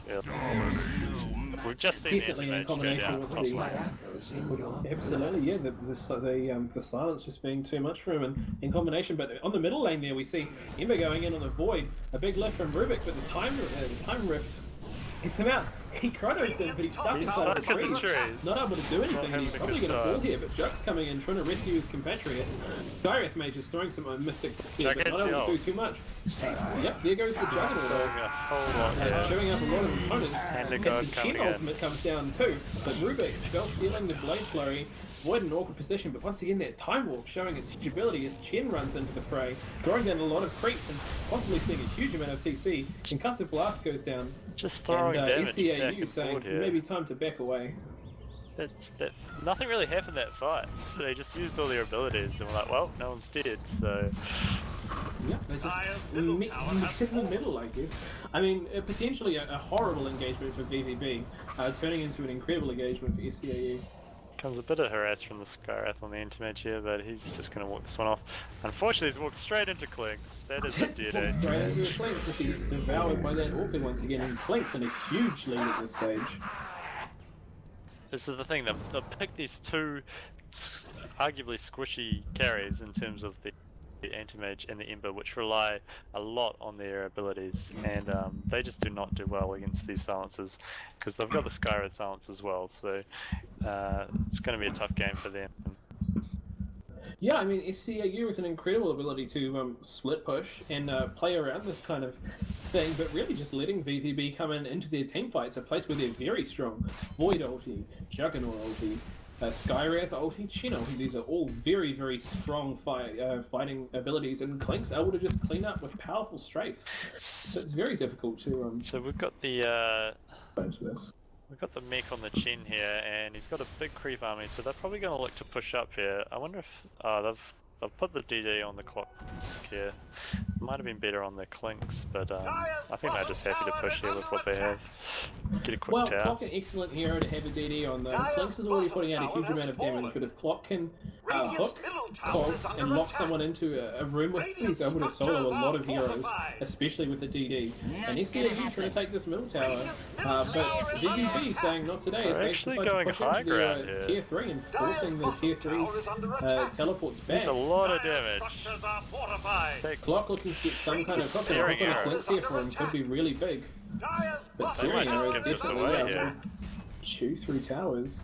Anti-Mages as they get the middle tower, but at what cost? They lose a lot of stuff, blocking the clock in with the Void, but here comes the Chrono, yeah. Ember Spirit just melting there. He's got the Grave though. Yep, the Mystic Flare doing a huge amount of damage, and Arcane Bolt pressure on the Clockwork. Turning onto the... Yep, there we go. Turning onto the Anti-Mage, immediately silenced, and Clinks tearing him apart as well. And this could be a very rapid GG, consistent with a game that we've previously seen from VVB actually. Silences. This early in the game, absolutely churning through them and making a push for throne almost. They even stacked those. As the Ember Spirit goes down once again, was that a buyback? No, he didn't die this time, I believe. He was shallow grabbed and walked out. He's very close, so yeah, able to get back. Now he's pulled Rubik back. trying to steal abilities off Chen, but not getting anything particularly useful. Oh no, Rubik getting Hand of God, so that could be very useful actually. BVP showing this sustain is He too tries to good. fight the Juggernaut. That's a die there. The Ember Spirit dies again. This might be GG right here. 19 minutes. Yep, this is straight up a GG. They're gonna go. And They're gonna go all the way. graphs, I Oh, they mean, still got a tier 2 top. 16,000 net worth difference, 8,000 XP difference.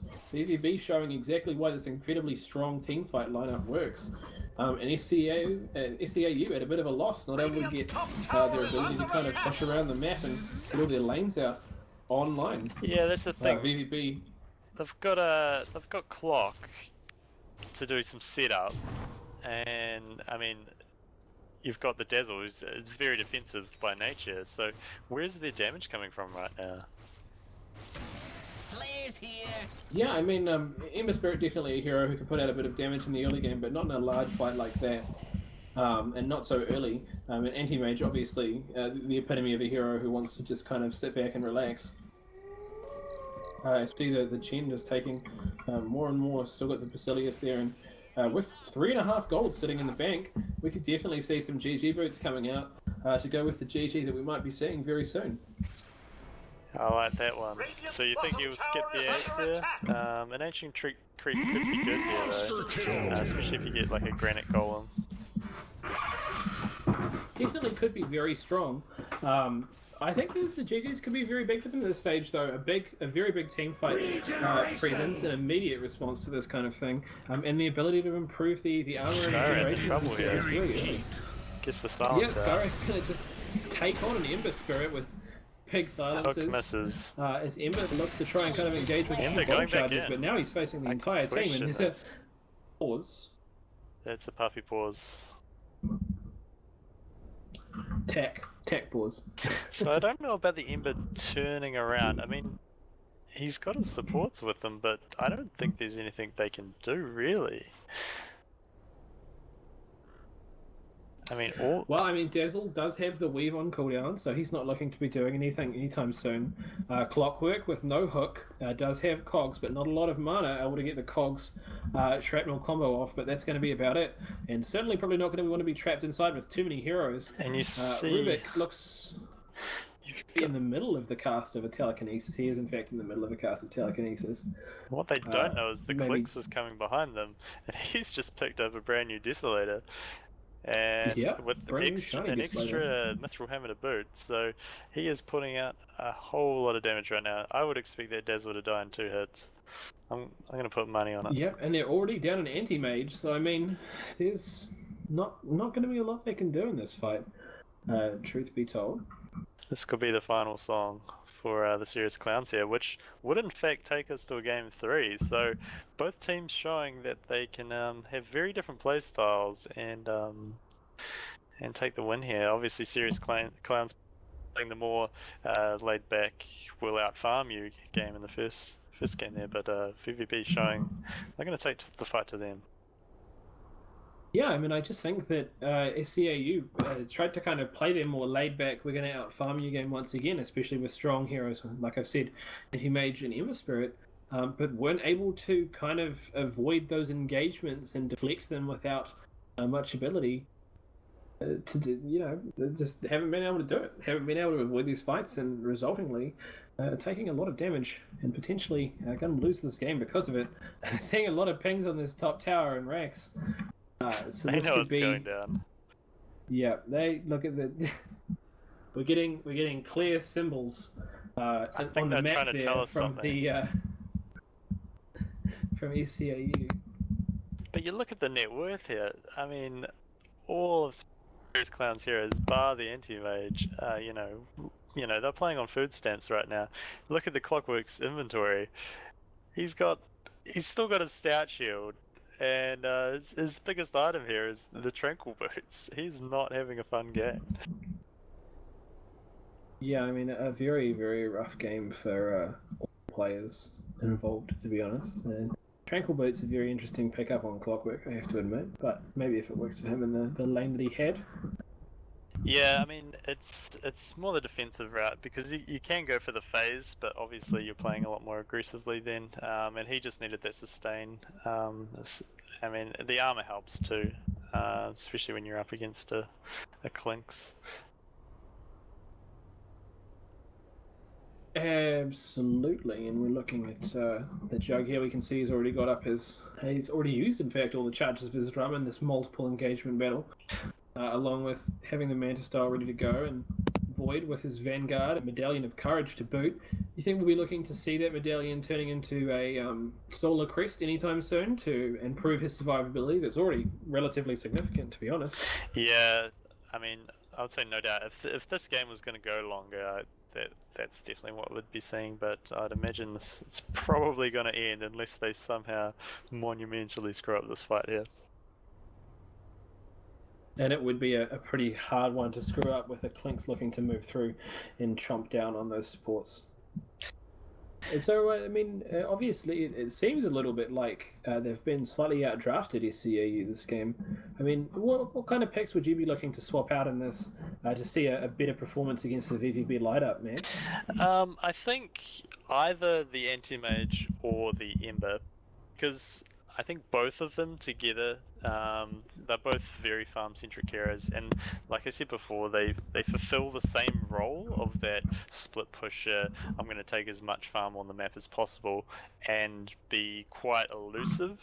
But even then, both of them have been greatly countered again by the Skywrath pick. The Chronosphere helps as well, and the Clinks, because he's a great Orchid carrier. So probably I think that's probably my main point of the downfall of their draft here.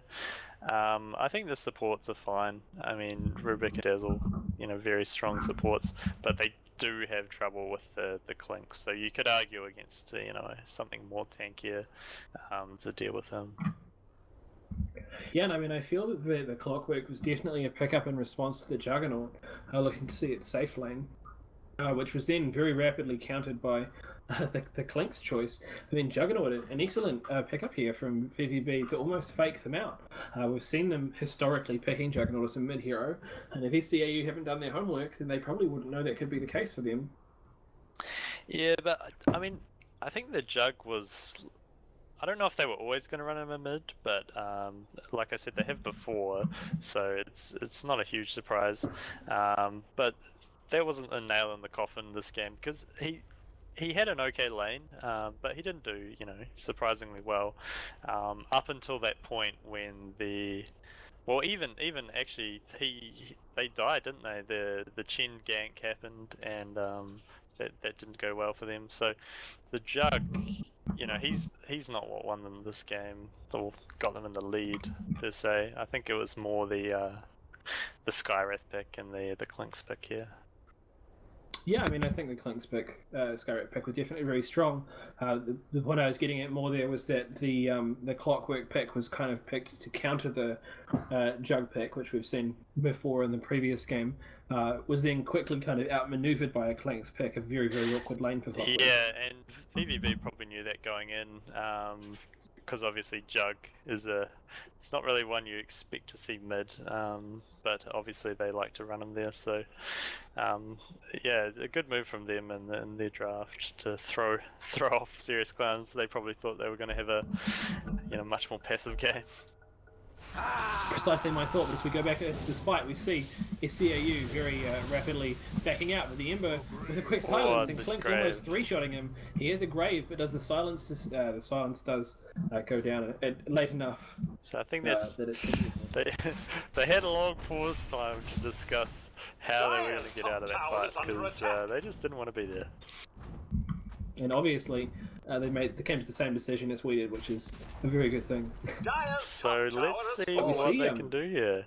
I don't like their chances. Yeah, Ember Spirit looking to pick up that opinion and split push the lane, whilst SCAU try and 4-man defend the bottom. He's got a remnant hopefully, there. Probably looking to make a comeback with Chrono the that. He's got the Chrono on him. Grabbing them, but Rubik's stealing the Chrono. He only got one though.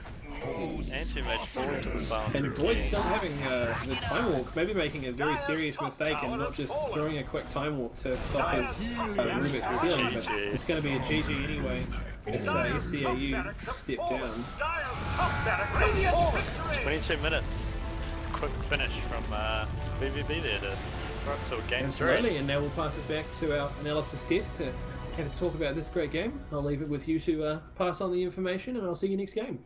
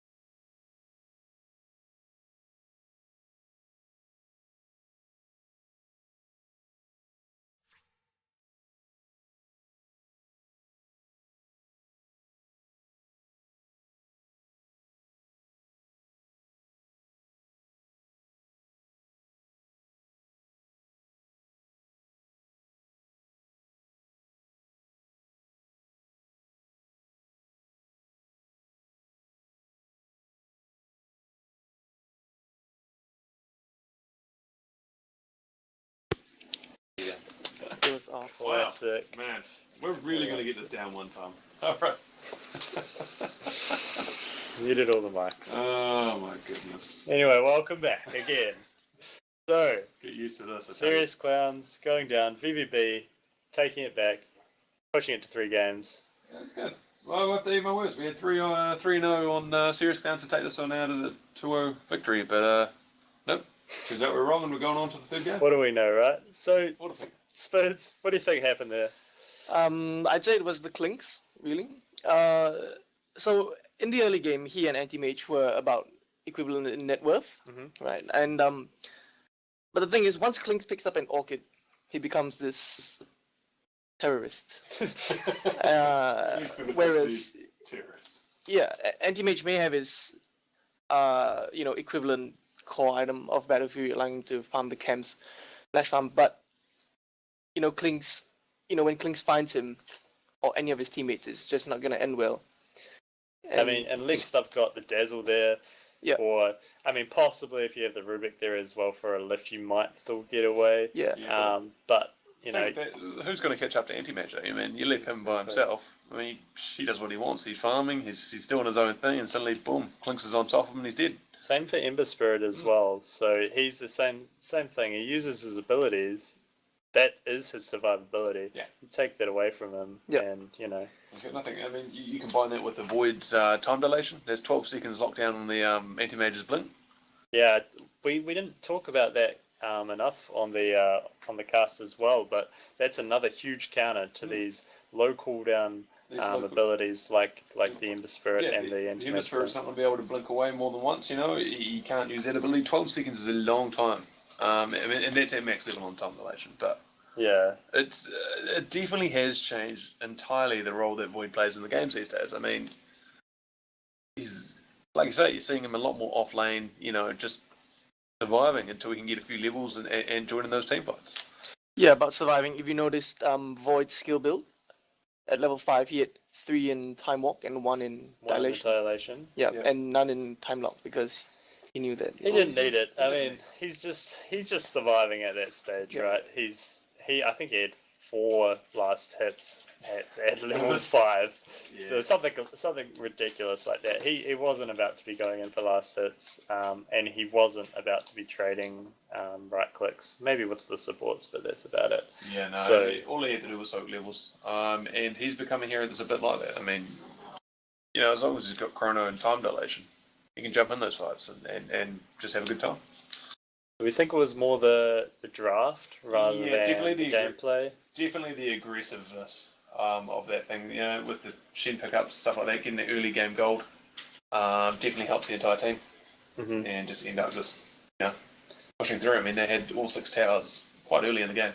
Do you think there's anything that Serious Clowns could have done with that draft to win that game? Without VVB, screwing up monstrously. It's a bit of a tough one. I mean, I reckon that draft, they just got out-drafted. If it went to late game, sure, they could probably make a comeback, with the Ember Spirit, with the Anti-Mage, getting a bit of farm up. But even then, that Clinks just shut those 2 heroes down. That's the thing. It was the Clinks, and it was an early Orchid as well. Maybe if they focused on ganking the Clinks a bit more, because he only died once that entire game. Yeah, but I don't remember when that was. Do you remember when the Clinks died? No, it's probably at a team fight somewhere, but by then he'd probably dealt out, a huge amount of damage anyway. So letting him get that early Orchid, I mean, possibly if you have the Ember Spirit rotating around once he gets 6. If you have a Dust, Clinks is a squishy hero. He is a squishy hero, so but the only thing is they can delay that. If you do miss him, you've wasted a lot of effort trying to catch him. Yeah. And despite the fact that Dust does slow by 10%, if they're invisible, he's still got a massive speed boost on his. So it's a hard ask. But I think it's worth trying, and definitely probably. And they had the clockwork as well, so if they can cog them in too. Yeah, no, that would have been the one. That would have been the place to go with, see if you can get the clockwork going off. Alright guys, looks Loading like... into the lobby. I believe we're going to do the draft. Yeah, it looks like we're logging into the game now. Everyone's loading up. We on the casting here are going to be doing the draft, and then Mads over here is going to duck out halfway through to go actually cast the game. So, in terms of picks and bans, do we see a respect ban on the Clinks? I don't think we should. I'm seeing Juggernaut go in this game. He's been too pivotal. Seeing him banned? I reckon he's going to be banned. He's been quite pivotal these last 2 games. Also the Chen doing a lot of work. We didn't actually talk about the Chen. Yeah, no, Shen's early game presence. Him coupled with the healing ward and the mech, and they just had too much sustain. They went from that tier 2 to the tier 3 to the mid tier 3, and they were all still full health and had a lot of mana too. So exactly, you couldn't stop that push. It's a snowball. It's just a ball of death, man. A wrecking ball, man. Taking down those towers, keeping those heals up, keeping your team healthy, and like I say, with the healing ward on top of that, they can just keep going. So, I mean, we might see the jug ban, but then if you ban the jug, you're letting a lot through. Oh, exactly that. I mean, there's a lot of different ways these games can come out. I think the Invoker still gets banned. Yeah. Obviously, whoever's got first pick probably isn't going to ban it. Yeah, there we go. Serious Clowns is actually going to ban it. So they don't want it for themselves. No. They're happy to pick something else, and they don't want to play against it.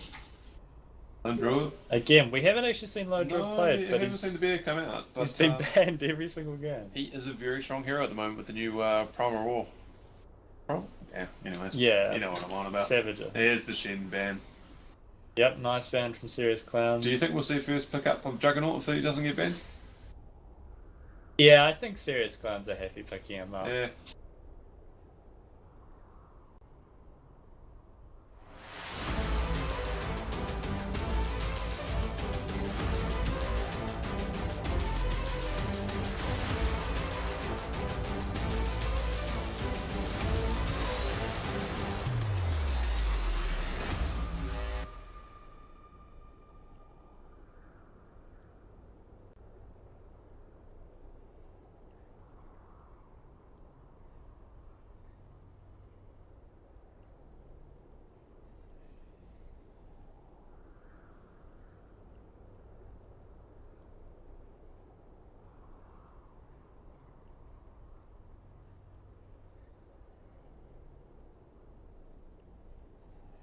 Dire team ban.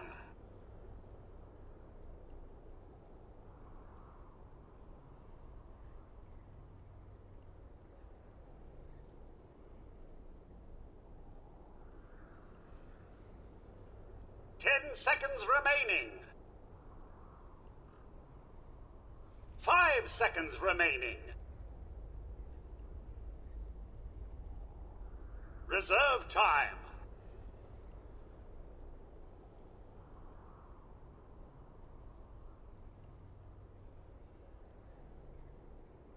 Reserve time. Radiant team ban.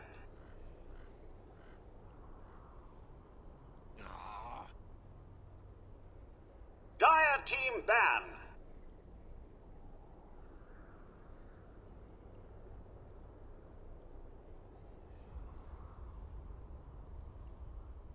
Radiant team ban.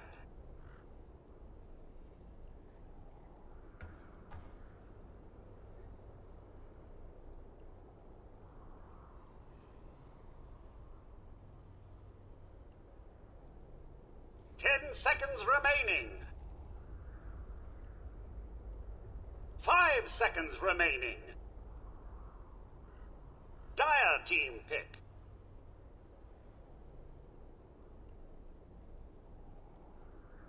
Radiant team pick.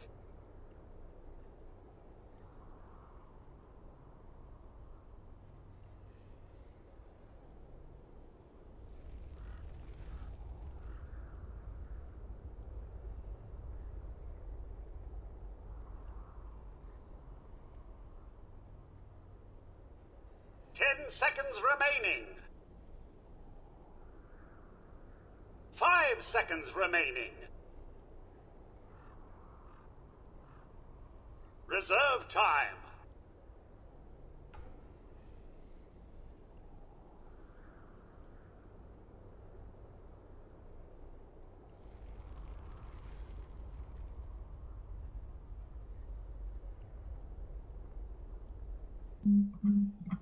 Alright, welcome back to Game 3 here of Serious Clowns versus Vera in Blue.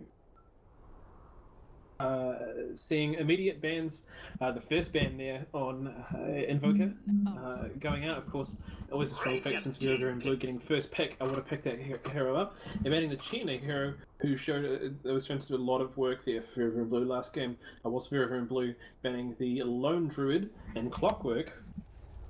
Very strong bans there as well. Able to shut down a popular hero, Clockwork, that both teams have been kind of trading backwards and forwards between, and Lone Druid, as analysis just said, shutting down their ability to make use of the new Savage Roar. First pickups, though, going to Queen of Pain, a very strong laner that Serious Clowns looked to ban last game, and Serious Clowns once again picking up Juggernaut. A hero that's gone backwards and forwards between the two teams quite a bit today. Now just waiting on that second pick for the Radiant, while we wait for my co-caster there, Mads, to get back into the game. Lion. And it's going to be a Lion. Dire team pick. Very, very strong hero we've seen in some of the previous series, at least the early ones. I can't. Dire team ban. With Lion, a very, very strong hero, bringing out a huge amount of CC with both the Earth Spike and the Hex, able to drain mana from his opponents, and of course secure kills with a strong Finger of Doom, or Death if you will. Rubik being picked up in response, a great choice here. Very, very strong support. Who's able to pick up strong ultimates from both Queen of Pain and Lion that could be turning the course of the match. 5 in seconds response to this, Dire banning out Clinks there. Serious Clowns having a serious problem with Clinks last game. Reserve time. Very, very in Blue, showing them the amount of works that Clinks can do when you keep them alive and give them a chance to shred through your backlines. Very, very in Blue responding there with a Death Prophet ban, another very, very strong middle laner who would probably be able to go very easily against the Queen of Pain. It is the best matchup since Blink does break the Soul Siphon, which is one of Death Prophet's biggest advantages in middle lane at this stage. But I'm still very strong. Radiant team ban. Serious Clowns responding here with a ban of the Witch Doctor. Witch Doctor did a lot of work for them in the first game, winning in quite a few team fights with very big Death Ward ultimates. But ultimately probably not wanting to play against that kind of thing this round with whatever they have in mind. 5 seconds remaining.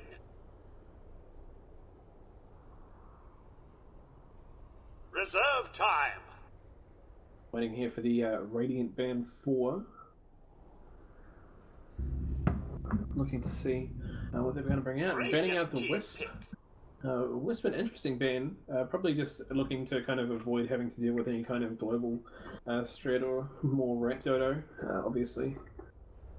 But still not something that I would think Serious Clowns would be looking to pick up after making the Juggernaut, or VVB have run the middle Juggernaut twice this tournament.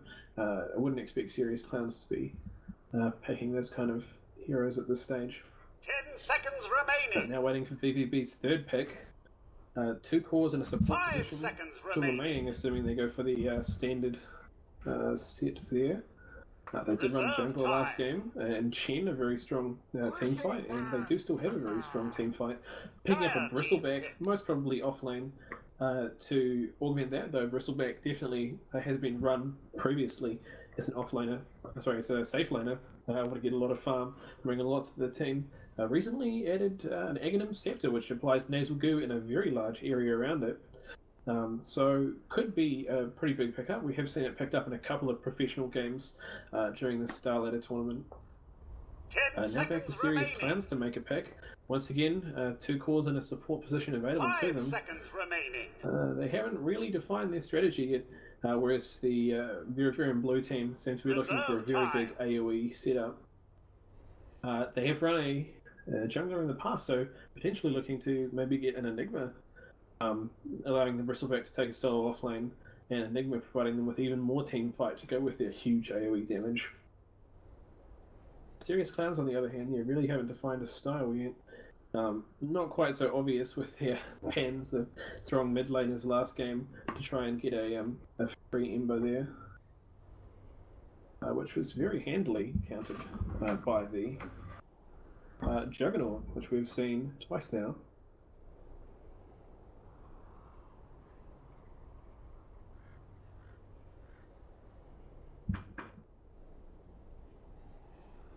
Serious Clowns burning a lot of their reserve time, trying to make this pick. Very hard decision, as they see a strong caster AoE line up against them.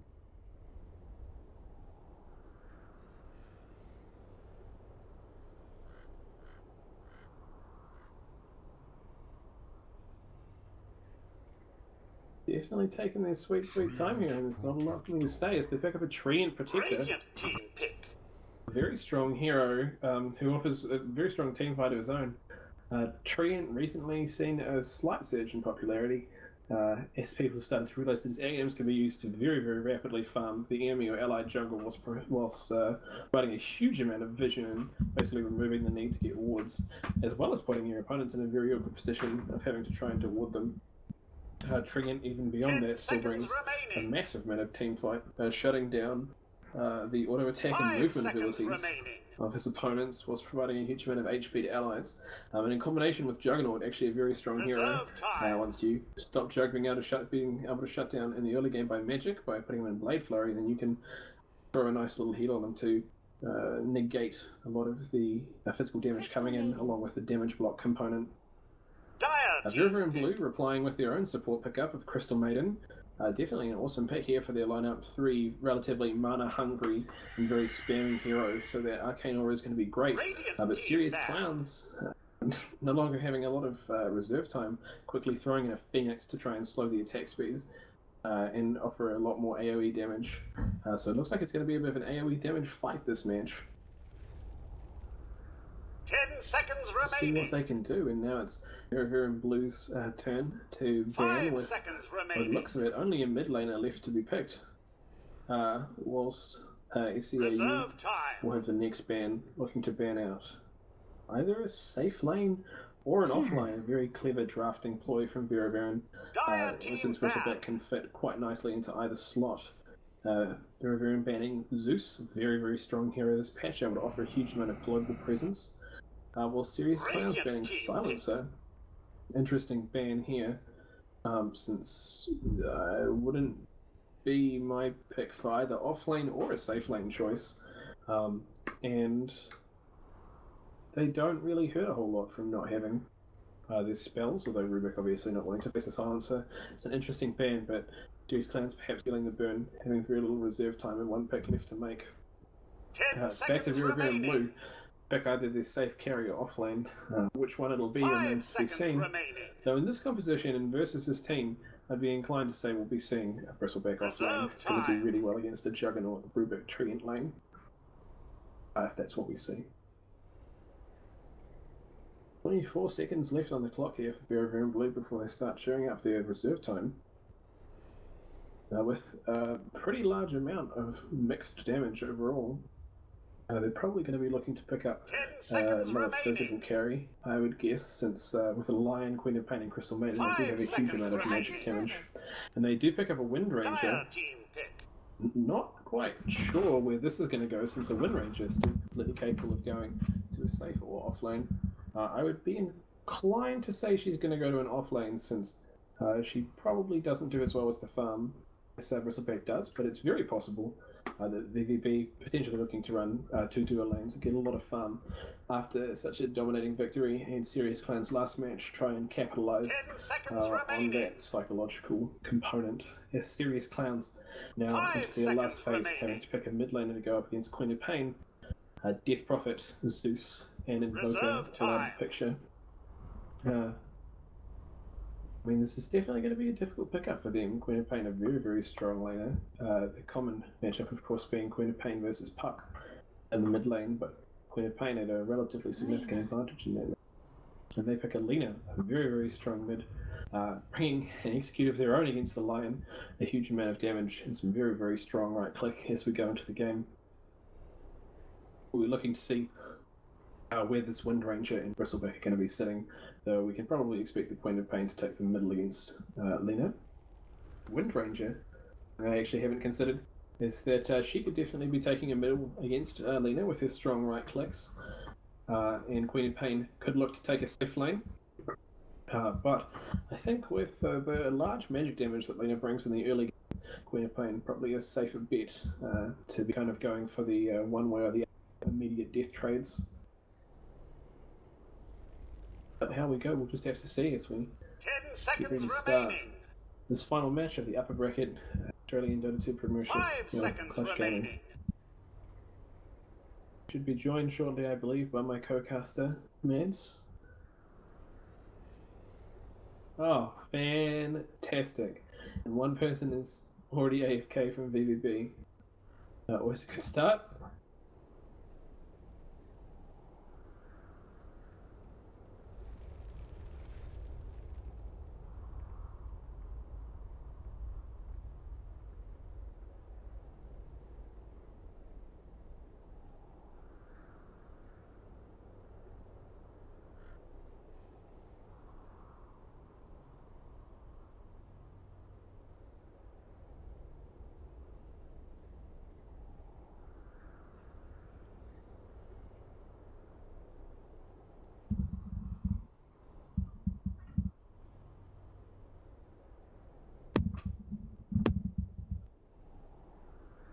Yeah, I mean, a left leaner stun definitely could do some damage, but it seems like both teams pretty content to let either side do what they want and then kind of just have a slugfest of team fight, really. It's something I was obviously discussing a lot with myself in the draft there, so I quietly chatted away. The Queen of Pain, Bristleback, and Windranger all obviously cause potential of really kind of swapping their lanes up as they please. Where do you think they're going to be laning here? I mean, I kind of surmise would have a Bristleback off lane, a Queen of Pain mid lane, and a Windranger safe lane. But how are you feeling about this, Mads?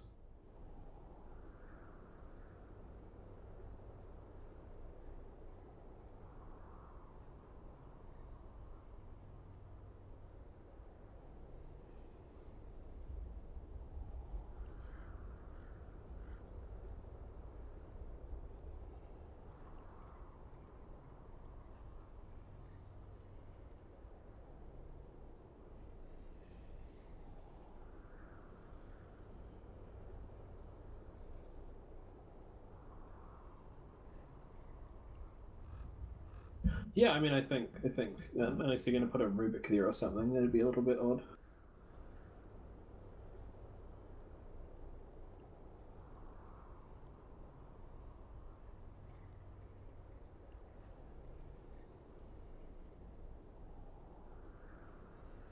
Yeah, I mean, I definitely discussed the fact that Windranger did. I did discuss the Windranger against Lena, since Lena is quite right-click reliant as she moves into the mid to late game, but I feel that the Windranger would have a much stronger time in a safe lane, facing a Phoenix, a relatively easy hero to kind of face for her, while the Quap can face Lena, two heroes who can kind of both offer a huge amount of burst against each other, so don't really want to engage unless they can guarantee a kill. And then Windranger from the safe lane can kind of negate a mid to late game Lena, whilst Quap is kind of capable of dealing with her early and a very, very strong laner. I want to see from Serious Clowns this game is some early pressure. Most of their heroes, all they want is 6. That's all they need. Not heavily item dependent at all. Bar the Jug, but even the Jug, you don't really need items to Omni Slash someone. So when you're looking at the heroes on the VVB side, in terms of the supports, Crystal Maiden and Lion are two of the squishiest supports in the game. And plus Windranger herself is also quite squishy, especially against magic damage, which is another reason why I questioned the last pick, Windranger. So I'm probably going to have to favour the Serious Clowns draft myself, as long as they can utilize it to its strengths. Absolutely. I mean, yeah, it's a very hard pick at this stage in the game. I think the Phoenix was a very interesting pick that I have to strongly disagree with myself. I mean, Phoenix obviously brings a lot of team fight damage, able to throw out a lot, offer some slows. But I mean, Phoenix's biggest utility is, of course, the ability to bring the stun and damage of Supernova and the slow of his or her Firebirds. being a huge attack speed slow, and none of these heroes from VVB really care whatsoever about this attack speed slow. I mean, all of them are pretty content to throw out huge ability combos and then kind of use their right clicks afterwards. So I think the Phoenix is a very questionable pick and could actually just end up being dead weight. Yeah, she can get jumped on, I believe. They have a bit of lockdown. Obviously, she's got the Icarus dive, so if she gets frostbit, she can Icarus dive out of that, I believe. Yeah, I do believe so, but I mean, obviously, still having a Lion and possibly a Wind Ranger safe lane down there, able to offer two different forms of CC, a potential Mud Drain, and easy shackles with a Hex or Earth Spike to line them up. So it could be a very, very hard lane for the Phoenix if he does take off, which I kind of assume he will. So, yeah, that offlane pick, well, we're assuming at this point it's going offlane, is questionable. We'll see how they play it. Obviously, if this is a try lane from VVB, Phoenix is not going to have a fun time, especially once their supports get a couple levels because of just how much lockdown they have and how squishy Phoenix is as a hero. I mean, 0 armor level 1, so yeah, it's going to be interesting. Yeah, I mean, I think the try lane is definitely possible. Crystal Maiden, a hero who's very, very capable of jungling by herself, and I mean, can in fact achieve a sub 1 minute level 2 if she so desires, with a quick couple of right clicks and a frostbite on a large creep to get her there. So it could be a very, very strong camp early with a Crystal Nova frostbite onto the Lina, who doesn't have a lot of escapes. Yeah, and that's the thing. I mean, if it is the Phoenix, you blow the Icarus dive, that thing's got a 30-second cooldown, so he can no longer approach the wave for 30 seconds. You just, cast a frostbite on him, and he's forced to use it, pretty much. So they might run a dual lane. They could put the tree there with them, which makes it a lot easier, but then obviously I've got the Jug Rub at top, which probably is okay, honestly, so we'll see what they do. Absolutely, and the Wind Ranger against Phoenix very low armor, obviously picking up the Ring of Protection early, but the tree armor may be able to deal with Wind Ranger's somewhat average attack speed in the early game to help negate a lot of damage. As VVB moving very aggressively, looking to wrap around by the looks of it and grab SCAU as they try to ward up and get ready to take this top room with a pull ward there too.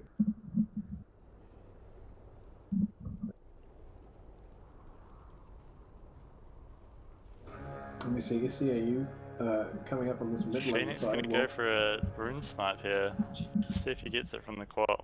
The battle begins. Oh no, he's just gonna walk in. He's just gonna walk down and hit the crop, but Phoenix still takes grabs the bounty it. rune Nice. with him. We got a little bit of action Very here. careful, and on Bristleback. Rubik actually denying the top bounty rune, stopping anyone getting it. So overall, a kind of odd but very beneficial trade for SCAU. Early D-ward here as well, so they saw that getting placed, or they assumed it got placed there, so that's yeah, and good for VVB them. looking to do an aggressive tri lane with the Lion, Crystal Maiden, and Bristleback, or Wind Ranger. No, Quap in fact takes the safe lane against Phoenix, a very good lane for her, and Wind Ranger tries to face up against Lina in middle, so nothing even close to what we were thinking. Yeah, I actually like this. As the Lion has some. Because Quap does have a fine time. I mean, they're obviously, giving more to the Phoenix, but they're not worried about that. They just want to shut down the Jug. Absolutely, and I mean, Quap eliminates any issues that they might have with tree armor on the Phoenix from a Wind Ranger or anything like that, and really shuts them down. While they give their Bristleback, a very strong hero, if he can get any kind of farm, some farm of their own. Oh, the but CM picking up the CM. Jumping in there, and she's going to go down very quickly, having picked up Nova at level 1. Bristleback's throwing out some bristles, but probably not able to do a whole lot as Tree comes in and just whacks him down, and now this could be Lion going down as well. As they chase in, Tree looks like he was going to try and cast a Leech Seed, but unfortunately got animation cancelled around the corner as Lion backs off and You get some health, the healing ward from Jug going down. SCCU kind of grab around it and tree eats a tree. Level 1 Bristleback as well, or even level 2, still not a tanky hero. It's not until he gets a few more levels in Bristleback. Or any levels in Bristleback for that matter. I mean, he had nothing. He had the Quill Spray level 1. And see him picking up the Nova, which I don't actually agree with at all myself. I mean, it does offer a very large slow, but the Frostbite is just too strong, and also could have allowed her to take this large camp that we see to the right of VVB's offlane, and giving her an early level. This is what we talked about though, the squishiness of the two supports here from VVB. That's pretty much how they lost that fight. It's not until they get a few levels that they want to take a fight. But going into a Jug spin plus the slow from the tree is going to be tough. Mid lane. Absolutely, we might see the Lion getting picked up here too. Once again, Jug spinning. The Earth Spike goes down the tree, but he's going to slow the Bristleback, keeping everyone alive. And Jug still gets the kill on the Lion. They're backing out now, but Bristleback with Bristleback and a few cools going out is seriously hurting them, and they're probably going to have to back away from this. And they do, in fact. And SCAU he's got mana for one more, but doing some really impressive telekinesis tricks through the trees there, getting them 3 kills so far. Yeah, I like that a lot. Fantastic lane for them. Pulling them out of position, and it's giving them a lot of trouble. So we got the tree walking the long way back to the fountain there. Bottom lane. But then tree still with enough mana for living armor, so he's able to assist as much as he needs to. Bottom lane's a bit of a and wash on bottom lane, here. we see trading fairly evenly. Phoenix doing okay.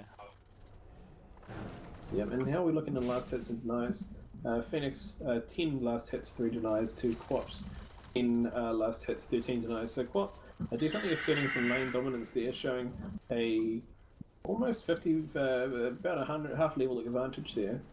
As we see them training a little bit again on top, actually. And middle lane though, Bristleback, throwing out a lot of bristles. The despite Wind Rangers, he's a lot doing of feeding incredibly well against the laner. Yeah.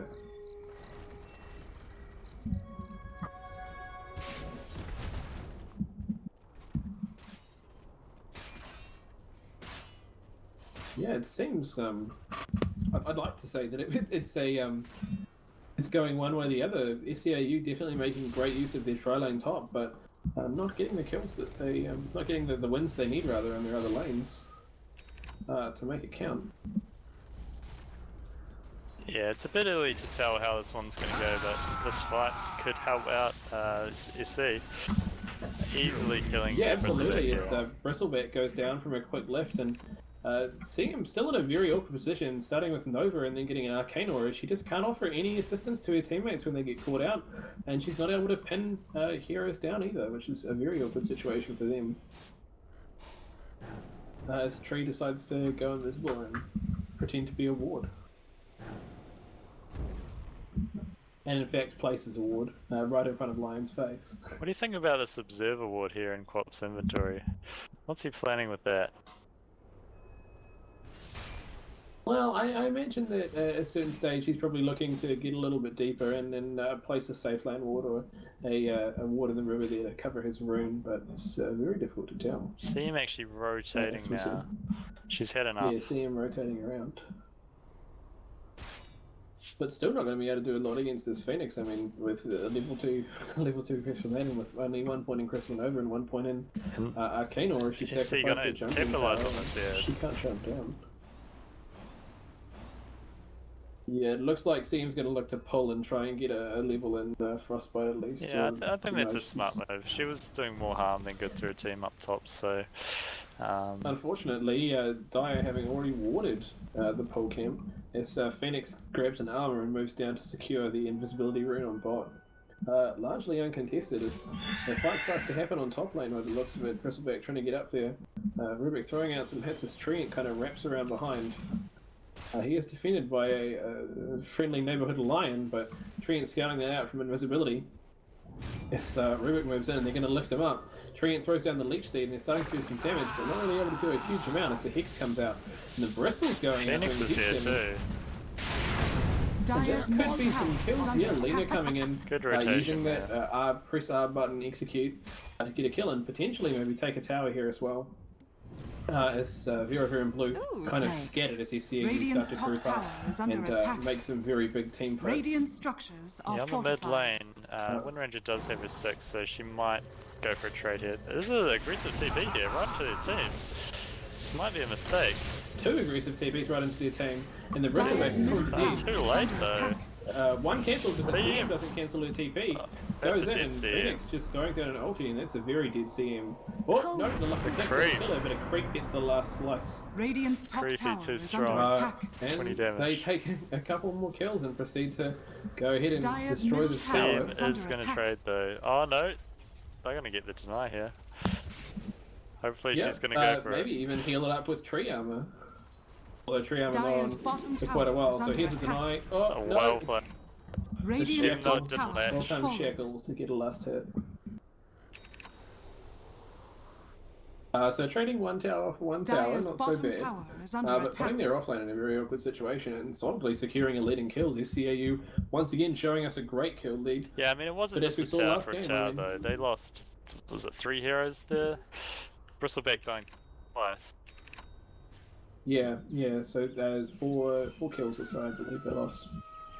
So yeah, I mean a big shift in the momentum of the game. But I mean we've seen SAU be this far up Dire's before, bottom tower and we've is under seen attack. them drop it back down to just unfortunate fights against VDB and extended engagements. So it looks like they are learning from their last game though, and backing away immediately, trying to take the safe farm, keep their carries nice and farmed, and be cautious about controlling the entirety of the map. We see the tree illusions moving through the forest there to make sure as a minor engagement might happen here on top.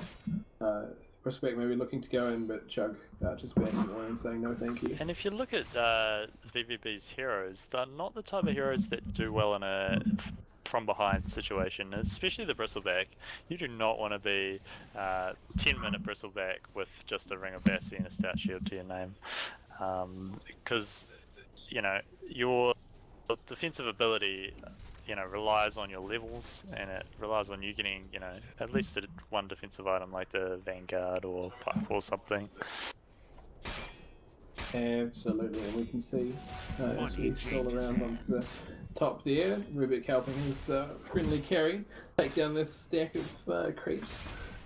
And Jug, if we take a look over at his net worth there, see very solidly in the lead. Radiant's bottom tower is under a nice attack. 500 gold lead on the Wind Ranger carry. His Phoenix just takes some free farm down the bottom. And we see the teams kind of shuffling around looking for their next opportunity. Radiant's Very bottom tower decisive here. is under attack. Yeah, I mean, I think Serious Clowns is happy to just play this passively right now, and they'll look for kills when they can. But, you know, I think they're happy. They're fine going into the late game, especially if they're ahead. So I don't think they'll be too aggressive in the near future. Might have a little tussle at the ward spot though. Shackle does land. Yeah, absolutely. As Lena gets shackled and then Quap goes in to throw his full ability set down. Lena's having none of that, turning it around immediately. CM throws down the frostbite, finally picking it up, but it's not high enough to get the Lena. And a quick... This is going to be a turnaround. It could be a turnaround, a big turnaround from SCAU as they drop the Wind Ranger. Phoenix flying through to turn against the rest of them and turning into an egg, but they're a little bit too fast for him. Yeah. As Lion throws down a quick Earth Spike to secure their escape. But Phoenix flying all the way across the ancient spot and chasing them down. I think that egg Wind was Ranger, more to get the refresh on his ability more than anything else. Yeah, absolutely. I mean, And Jug wasn't even serve him there. too well, but Jug just farming away, and they won it Radiant's quite middle handedly. tower is under attack. VVB sticking around a little bit longer, but you see, like, the Wind Ranger pick, she does not do well against this heavy magic dealing lineup. And we're probably going to see that time and time again. You can't evade magic damage, so, you know, she's going to have trouble all game.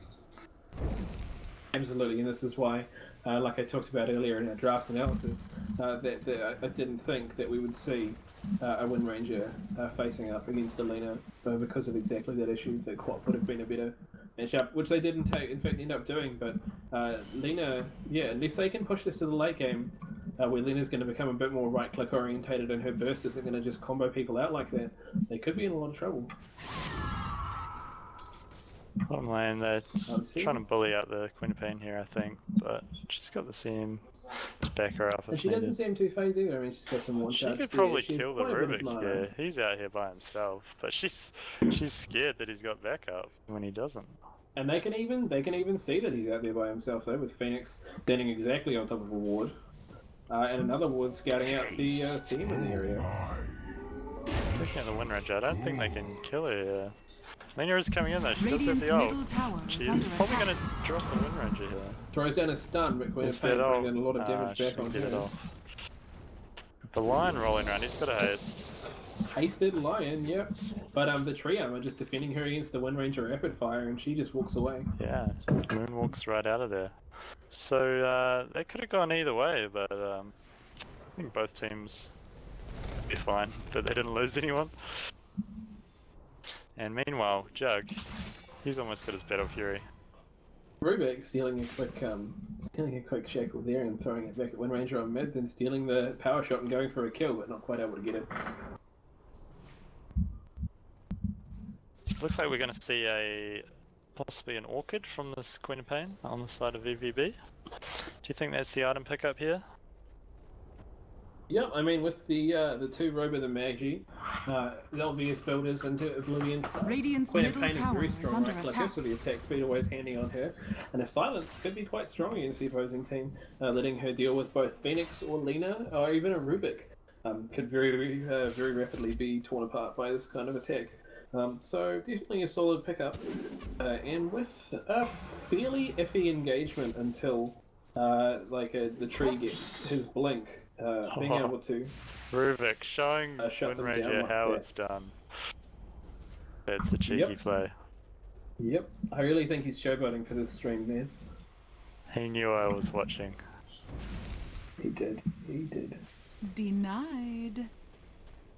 Alright, this game has turned a bit passive in the last sort of 5 minutes. We've only seen about 1 kill, so who's happier right now with this passive situation?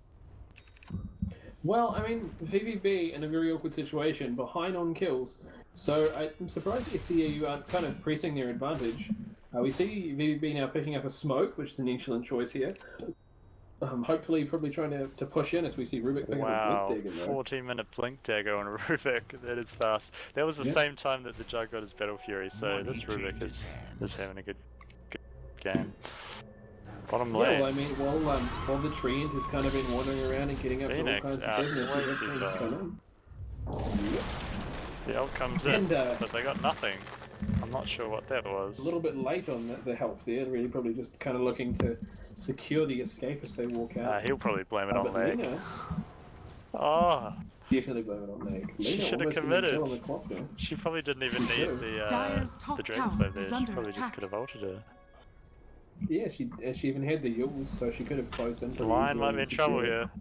But this could be the Yules now. No, Lena not interested, walking away. Nah. Phasing out. It's just the fear. It's the fear of the Lena. See,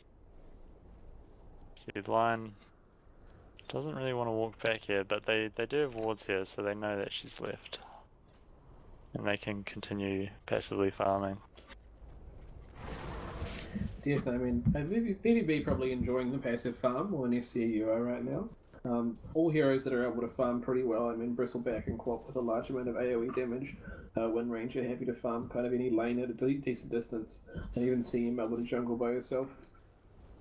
Whereas SCAU don't have quite the same capacity to farm, though a Juggernaut with a Battle Fury is definitely something to be afraid of, as we see him skyrocketing in net worth there, almost 2.5k ahead for the Wind Ranger on the opposing team, as he just kind of chews through the jungle happily, having his safe farm. Yeah, Jug is having a good time with that Battle Fury, and he's just going to spend as much time as he can in here. He's not looking for kills, and it looks like we see Tree dropping a smoke and Bristleback has been found. He's going to be in trouble here. Lena going to the low ground. I'm not sure about that. Lifting him onto the high ground and maybe trapping in the trees. No, not quite. As they decide to walk away from this Bristleback, who now has a Vanguard and his troops up, looking a lot tankier than he was. The thing about the Vanguard is it doesn't block magic Rubik damage. stealing from pot though. This could be a very good pot. Wind Ranger coming in, turning it around, making it a 1-for-1, but a 1-for-1 against the Corp isn't that great. And Phoenix coming in with a slow and some serious slows and earn on there. This might be a throwing dead down Wind Ranger. thing, but Gonna this ult? is Yes, nice dodge. Radiant's almost middle tower is Dang. under attack. There's... Oh! Oh, and tackled by the Dragon Slave. So they got the she back continues up. to make the run, Yeah, but the yeah, Bristleback's and coming in. Radiant's bottom Tree tower grabs is her, and under Lena attack. finishes her off with the Laguna Blade. Now using up the Lion, and I'm surprised they're not going to keep making the push in there, but SCAU continuing to secure their further kill advantage. Radiant's bottom Bristleback's tower going to chase, is but can under he do a attack. whole lot here? Phoenix, though, looks to try and stand and fight. Not Maybe sure not the that was best the play. time to do so as Lena moves back to try and save him, but Bristleback decides to make the back away. The Jug As here the now. Juggernaut shows up, though, and Tree kind of keeping an eye on them. Jug looking to maybe get off a solo Omni Slash if possible. Jug has gone for the boots But of catching travel out the there. Queen of Pain Queen is on back. the bottom lane. She's about to die. She does have the blink. They find her. Oh, but a slightly overzealous leaf Radiant's seed bottom tower before the is under stun could attack. get her, hurting them badly. Still haven't got the tower yet. Radiant They're gonna take it structures now. are fortified. This could be another fight if they want to defend this. Glyph and they're moving in, and Jug is very, very confident as Wind Ranger comes in, drops the tech, but he's going to respond with an Omni Slash, almost killing her immediately. And Tree and Protector getting the kill with the ulti, holding his whole team there. Lion Radiant's countering bottom tower with the is Finger of Death on Tree, as the Rubik then disappears to Queen screen, and CM with a Frost Bite. They want that Jug. SCAU running away with their tail behind their legs. Lena getting a clutch stun on the Bristleback as Juggernaut TP's out with his boots Radiant's of travel, top tower making it is just in under time attack. as the Queen of Pain and Tega chases him across the map. So ultimately, Serious Clown's losing 2 there. The gold swing does go in the favour of VVB, so that's because they're so far behind at this point. So they'll be happy with that, I guess. They probably wanted more, but you know, that's what you can ask for, you know. Absolutely, and I mean, with the comeback mechanic though, the further SCAU get ahead rather, and VVB get behind, the more these kills are going to be worth, and it's going to start to seriously push their cause into a position to face them. As we said earlier, I mean, the later this game goes, I think the more difficult it's going to be for SCAU to do anything significant. Much scarier and bigger carries on VVB, and definitely much bigger carries when they get significant item value. Yeah, and I think SC have the better team fight. Not saying that VVB's team fight isn't good. We got a fight breaking down the Bristleback. They might have the damage to kill him here. With the ult, he's gonna fall. Lena getting the There he kill. goes. And that Bristleback being behind definitely really hurting them. I mean, these heroes, all relatively item dependent. Do you think perhaps the draft from VVB was a little bit too greedy? Possibly. They do have heroes that can fight early. I'd like to see a stronger support from them though. Maybe not the Crystal Maiden. We've ragged on Crystal Maiden a lot, but I don't think it was the pick here. Also, instead of the Vanguard here on the Bristleback, I'd like to see a pipe. Yeah, I mean, who's actually dealing right-click damage? Purely just the Jug. I mean, Lena does a bit, but, you know, what you're wanting to do is block her magic damage, really. Yep, But we and see Tree that there's the Protector cloak, here, so he's probably going for that second. Yeah, true, and Tree and Protector here cosplaying as a ward, beside his ward. Just keeping an eye on his opponents there as he, as they probably look to maybe smoke in a second. CM certainly has it, and they're all grouping up. Here comes the smoke, but it could be accidentally popped by a Tree and Protector. Fortunately, he's already gone off on an he's stuck journey. around. Yes, they curl into the jungle with the Queen of Pain as bait. And Juggernaut is dangerously close, maybe even he's looking to hitting try and get a triple kill on the this. wrong Should way. be a very, He does have very the spin big and Juggernaut. TP. He Doesn't should have look just to TP though, TP'd trying to get away there. from the rapid fire. No, he's just, Doesn't even need it he's to gonna be honest. moonwalk out of there. He's fine. Radiant's wanted middle to go tower The is tree under down, they attack. got he can tree- defend the against tree anything ult. they can throw at him. I mean, Blade Flurry with the magical immunity. Phoenix coming in A too. very They big want to fight bonus this. against the opposing team. We might see an egg dropped here. Radiant's middle tower is under attack. The egg Tree and Protector ulti is just disgusting. Played against it before, and Dire's the top tower is under attack. fight, it just wipes it. Absolutely, and I mean, Rubik already with a Blink Dagger and looking to get a Force Staff. Hopefully this Treant, maybe they look at giving him a little bit more farm to get him that Blink, and give them a very, very strong initiation with an Icarus Dive, Blink ulti into the Phoenix Egg, being just a horrific amount of CC and damage going out. So the Queen of Pain does have the Orchid here. However, I think that's more of an aggressive item. It does help against a lot of their heroes, but you know, in these 5v5 engagements, I think there are better items like the Ags is going to help you a lot more. Dire's Juggernaut is getting a lot of free farm. He's in a very safe position, and he's able to Blade Flurry and TP boots out of pretty much anything, along with the tree armor, giving him a very high level of survivability. So seeing a Queen jump in on him with possibly a +1, throwing down some silence and a little bit of damage, could very easily be the end of him. But if they're doing that, then they need to continue trying these smoke ganks, even though that last one didn't work out. But they need to have the Queen at the front, because if he gets that Blade Fury off, he just lives. They can't do anything to stop him. As we saw in the last smoke gank, absolutely. I think they need slightly more aggressive vision than what they have right now. And it is very tempting in this scenario when you're being pushed back and you do feel a little bit trapped to have these defensive wards. But I feel that the offensive wards are the path back to victory here, and they possibly need to take that risk to get it off. But we do see the Queen of Pain taking advantage of exactly what we just talked about and destroying this jug almost instantly, thanks to a more defensive ward. So perhaps I am just wrong. Yeah, Jug playing a little bit too aggressively there.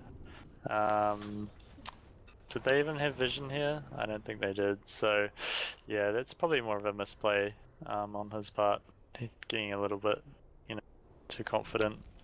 Especially with the amount of vision that SCAU have in the enemy jungle, not seeing any players there and seeing almost all of their players there. I'm amazed that he didn't pick up that he would probably be seeing a lot of enemies very, very soon. As an avid Treant protector player yourself, do you rush the eggs here? Is there any items you want to get before that? Or is that the item? Well, Radiant's middle the tower eggs is is a very, under very attack. strong item, but I think that it's a much stronger item the faster you get it. I think if we were looking to get an eggs, we would certainly want to be doing it earlier if at all possible. It does remove a lot of the requirements of warding and Radiant's stuff, but middle I don't think it tower offers has enough of been an advantage denied. here. SCAU lack a very good initiation. I mean, you can always Phoenix dive, but I'm going to stop for a second as we see this lion getting picked off almost immediately, That's a lot of slightly hate. overextending, and just getting devoured by the Lena ult. But as I was saying, we don't see a particularly good initiation from SCAU. I mean, we see Rubik can blink left, we see Phoenix can kind of Icarus dive in and ult, but neither of these are particularly strong initiations. So you think maybe the if Treant blink? gets a blink, then a blink ulti is going to be a really big deal, and we see him sitting with an 1800 gold racked up in the bank, so probably looking to see a blink very soon. Egg's definitely a very strong item, but I think in this instance the initiation provided by a Blink Dagger is just too much to give up. And I mean, when you can follow that up with an Icarus Dive, along with the Fire Spirits and a Supernova from Phoenix, it's a hugely threatening combo. So, do you think they just want to continue this passive farming game, or do you think they just group up in 5-man? Or is that a bit too risky at this stage, going into, say, a Queen of Pain ult? Well, SCAU have a great advantage right now. I mean, they are 8 kills up. They do have a good amount of farm. I think they're probably looking to get the Blink Dagger on their Treant protected because they want to do anything significant. But they are in a fantastic position. We are going to see a fight on the bottom lane. Jug just destroying Queen of Pain. Jug just, absolutely wrecking people. You're going to take even our saw a minute? TP in, We'll but take yours. yep. They're having no problem, and this Juggernaut is definitely huge. Almost a 4k net worth lead. See, that's the situation. The Ags gets you the kill there. The silence, it's questionable. Did Queen of Pain use it in that engagement? I'm not sure. Double damage. I did not notice, to be honest. Dire's I don't know, top like, tower is under attack. I honestly believe that the Orchid pick up was probably the correct answer. All things considered, I mean, it does provide them with a great way to shut down Juggernaut, and I think if they had made a better go at using it, it could have been much more threatening, but we do see Juggernaut TPing into this top tower. But actually deciding to... They actually abandoned the Roche for that. Yeah, a very ballsy play, but I guess, I mean, a Phoenix and a Treant aren't really finishing it without a Juggernaut.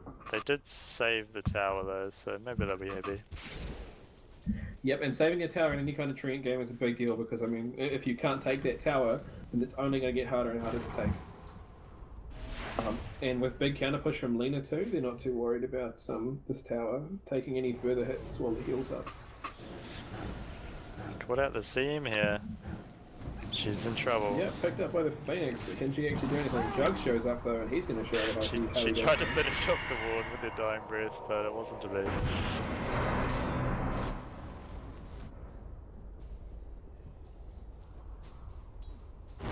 Dire's top tower DTP though, is very under intent on attack. taking this top tower as Rubik TP's out to look at it. Pulling these coops back behind it and giving Treant probably another opportunity to give it a bit of a heal. As the entire team moves down to take this rush again.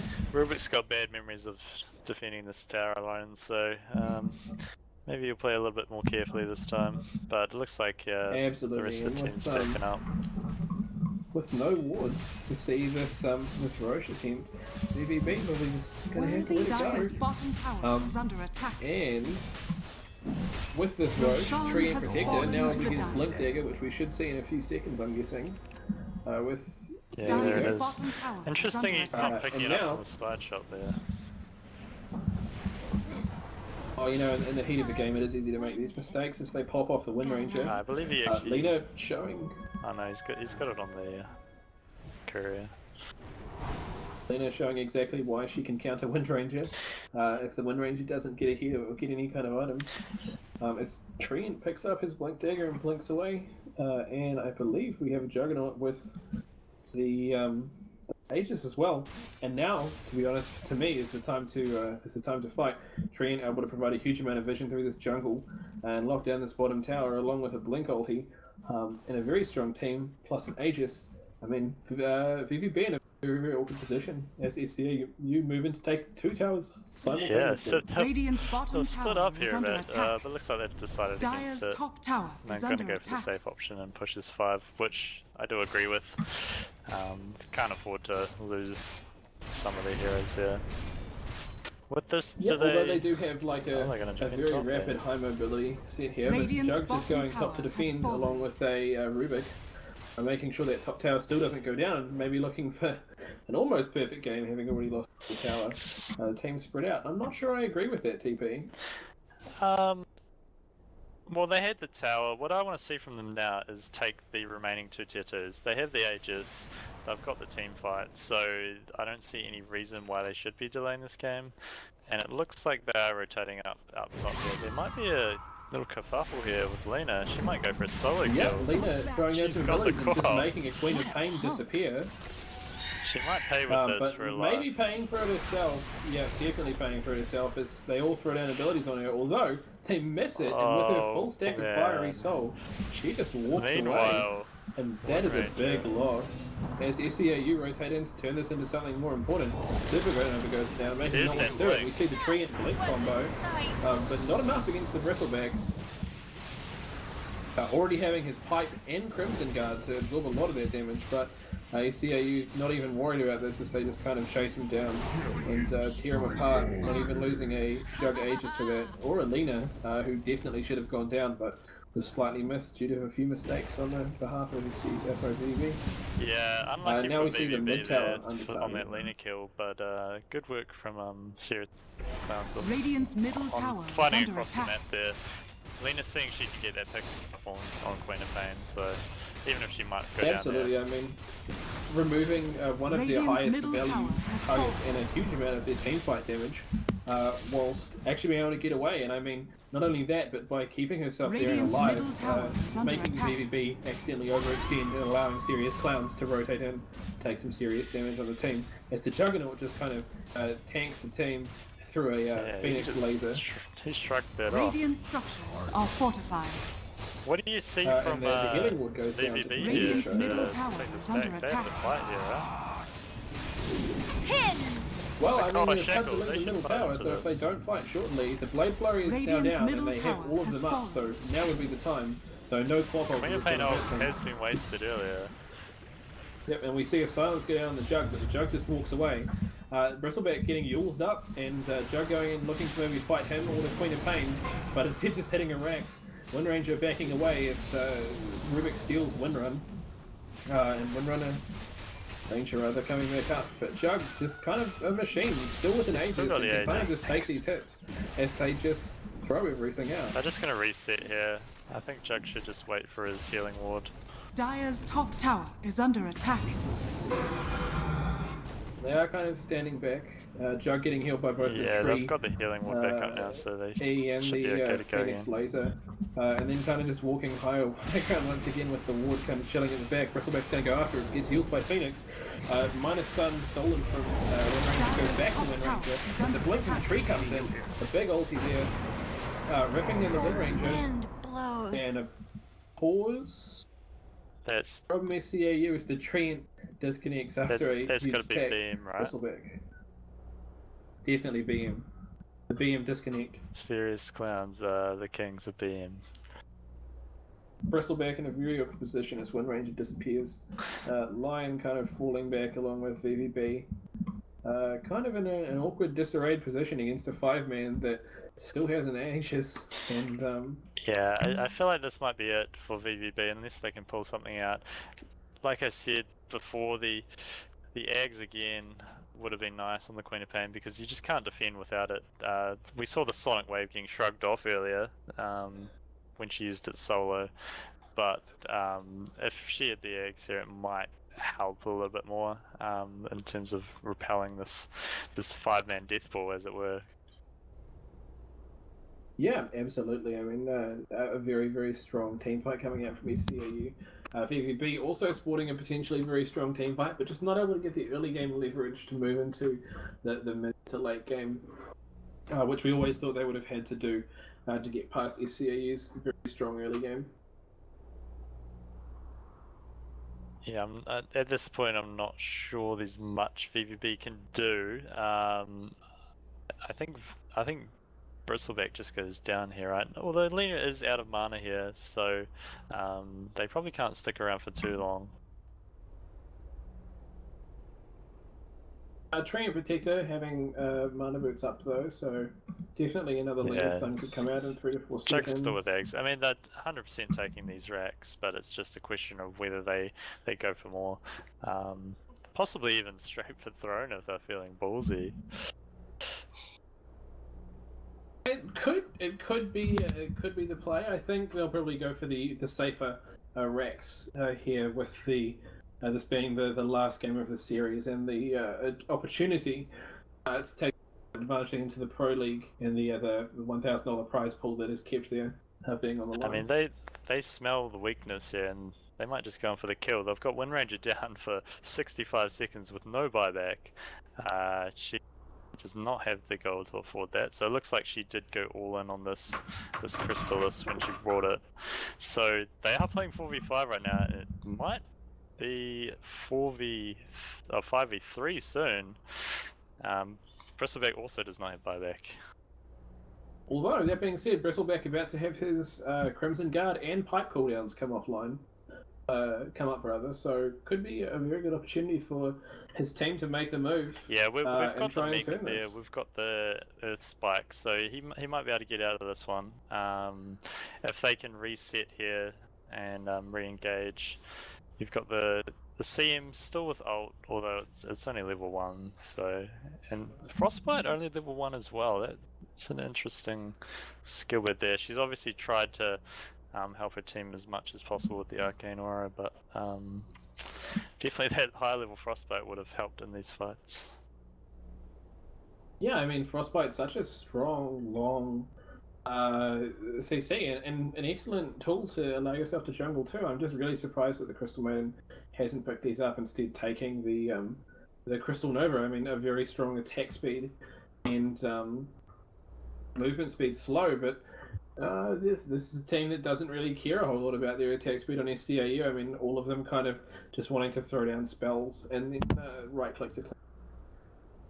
Yeah, and because of that, they don't really need to be that close either. So Frostbite being sort of a root spell rather than stun isn't going to affect them as much either. So again, this pick and this lineup,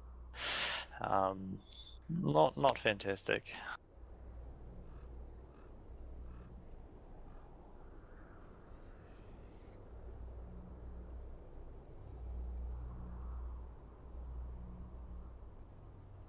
Apparently they got a storm over there.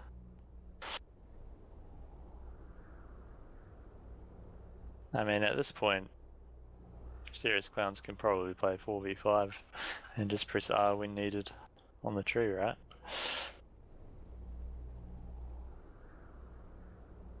Well, yeah. I mean, blink R, throw down some clutch E's. Right, let's I mean, Treant can essentially kind of just sit quietly, invisibly in a corner and throw down on whoever. Let's check out these graphs here. We've got XP lead, Serious Clowns over 15,000, gold. Yep. Essentially the Also same. over 15,000. Almost looks like the exact same graph, honestly. So you're getting to that level of almost insurmountable unless I think the only way VVB comes back here is if Serious Clowns overstays their welcome. Maybe goes, you know, for tier 4s or another set of racks without their big ultis up, and they might pay for that. Is there really, the point that they overstay their welcome at this point, man? I mean, they've still got an Aegis up. They've got plenty of supportive cooldowns. I mean, Phoenix Laser, Urns, Arcane Boots, variety of ways of keeping themselves stocked up. Anything can happen, right? If, say, Bristleback barely makes it back to the fountain, Jug dives, ends up going right into the fountain, losing Aegis, you know, there are plenty of ways that they can throw this game, but I think, yeah, the onus is going to be on Serious Clowns to throw it rather than VVB just making some huge plays. Because, I mean, you could probably put 5-8k players on these Radiant heroes right now and they'd still struggle. Absolutely. I mean, definitely a very tough position to be in. Hopefully we can see the return of our storm-harried Treant Protector shortly to see the finishing up of this game. I mean, he likes to really, you know, savor his wins, so I think he's just dragging this out as long as possible. He's Absolutely, back. and here we go, back into the fight. From Bristleback, taking a lot of damage. Lifted by the Rubik. He hasn't used his pipe or his Crimson Guard. There we go. He uses both of them. I don't think it's going to be enough, or a little bit too little too late, and it is in fact too little too late. Didn't even check his cooldowns like he did. No buybacks. Radiant's They're in middle trouble. barracks has And fallen. two major cores, no buybacks too at that. Probably looking to see this rack's going down. One will more. have another Dire's bottom tower soon. is under attack. But they're definitely going to lose another set of racks here. Aegis is gone, by the way. Yep, just got reclaimed. not But know back Dire's to full bottom health. tower is under If they play attack. this carefully, they might still lose this, but they might save the last set. They do, actually, they've got the tier 3 top, so Dire's the tier 2 bottom top, tower is so under they attack. can't go straight for Megas. Quick Earth Spike to try and delay it on Jug, but Jug's not having anything of it. Wind Rangers, Quickly they can just- fight here as soon as they get those other two heroes up. They're gonna have to. The initiation's there. But this could be a very dead line. They don't have and the- Jug kind Dire's of- bottom They don't have tower mana is for under Laguna. attack. Wind Ranger comes in. Here we go. Mount Sleeve with the Shackle Shot. They can kill the Jug here. They should be Dire's chasing. bottom tower is under Absolutely, attack. this could be a very dead tree too. Rubik going down, getting a little bit too greedy and getting frostbitten for minimum distance, but they're going to chase now, and there is a haste Shackle? rune waiting up there for them. Jug teleporting out, and the shackle not unlucky. quite on time. That would have been huge. Phoenix is probably just going to pick this up and... Oh, he's in trouble. Just going to run his way out. He probably can make it. Juking into his own jungle, and I don't think he'll foresee him being here. Although the courier could be effective. Curling So just to the side. just like that, I mean, they do lose the tier 3 and one of the wreck spot, but I think that's the best they could have hoped for, right? Yeah, I mean, not the worst outcome possible, and we see Lion picking up a gem, Treen already having one, and a lot of smokes now. Probably needs a bit of a smoke, considering he's in the middle of a storm as Lion takes down that ward, and CM picks up a blink dagger to get herself into the fight, or out of the fight as it were. And both teams kind of resetting to a relatively passive position, as I think we're probably looking to see SCAU maybe wanting to pick up this Roshan shortly, and then rotate top to make short work of that and close this game Got out. about a minute left, so they're definitely going to be sitting around this, because if they get another Rosh, I mean, you know, it's extremely hard to kill that Jug twice. I mean, they couldn't even manage to kill him once in that last fight. And again, like I said, the overstaying their welcome, possibly. They did lose the Aegis. Lena no mana, she couldn't use her ult, even though it was on cooldown. Wasn't on cooldown. Phoenix Egg was on cooldown.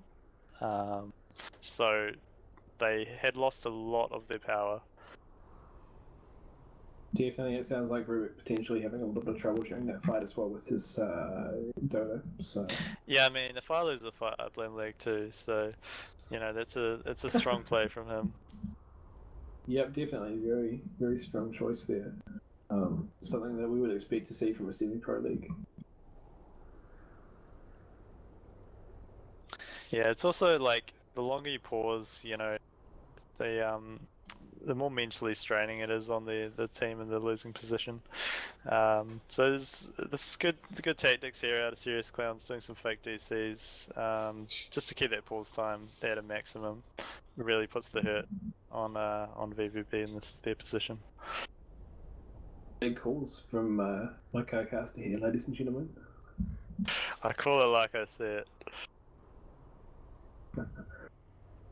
So we see both teams starting to pick up some core items. I see that Windranger has picked up a Blink Dagger, and then Eggs, Crystallis kind of thing. How do you feel about this? Do you think Blink Dagger is necessary in this matchup?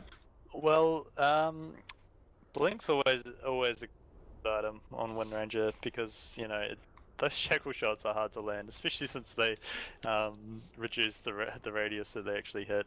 Helps the early game a bit. I don't think it's an item you can skip. It's tough. Like, I like going eggs first sometimes on her as well. And also I've noticed she hasn't gone for like a Maelstrom build, which is generally good as well for the early game output damage with the ult is just insane compared to anything else you can get for that sort of gold, but I think it's okay, and she has to go for this right click build, so because she's essentially their, she wants to be their position 1 really in terms of damage dealing. The cop's really not and cutting it now. And definitely filling that position in the network after with the highest of their team. Yeah, the Quap forced go into a BKB, which you never really want to do. You know, she's got really terrible right click already. To get a lot of farm. She needs something like an X to increase her damage output, and the only thing she's got now is the Orchid, which isn't helping that much in these 5-on-5 engagements. Alright, looks like actually VVB coming towards the Roche here. It's still not up. So we found out it's actually a long Roche timer. Oh, actually, no. Yes. It's quite a long Roche timer. So they're going to be standing around here for a while if they want their Roche. Meanwhile, Lion awarding it though, and VVB with very strong vision around it. So SCAU kind of taking this opportunity to say, well, if you're going to kind of try and group up around Roche, we're going to push your top tower. Yeah, grab that one nice and they free, don't and actually maybe know rotate if the back down Roche is for up Roche. yet, so they're just saying, well, they can have it, you know, if they want it. They can obviously see the Quap bottom. So they know they're not all in Roche, but they're going to take the free tier 2 and A couple probably go for the Radiant's Mega top as tower has well. fallen. Nah, just creating some space. They want the Roche themselves now.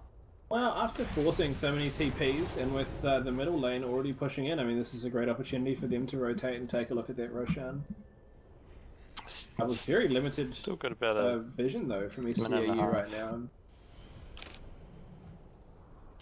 Yeah, you can find yourself in this position when you are ahead that you know, you stop doing the simple things because you're just so confident. So let's hope that... Do they actually have any wards on any of the heroes? No, so they may be And it getting appears a that bit their wards are overconfident here. also on cooldown, though.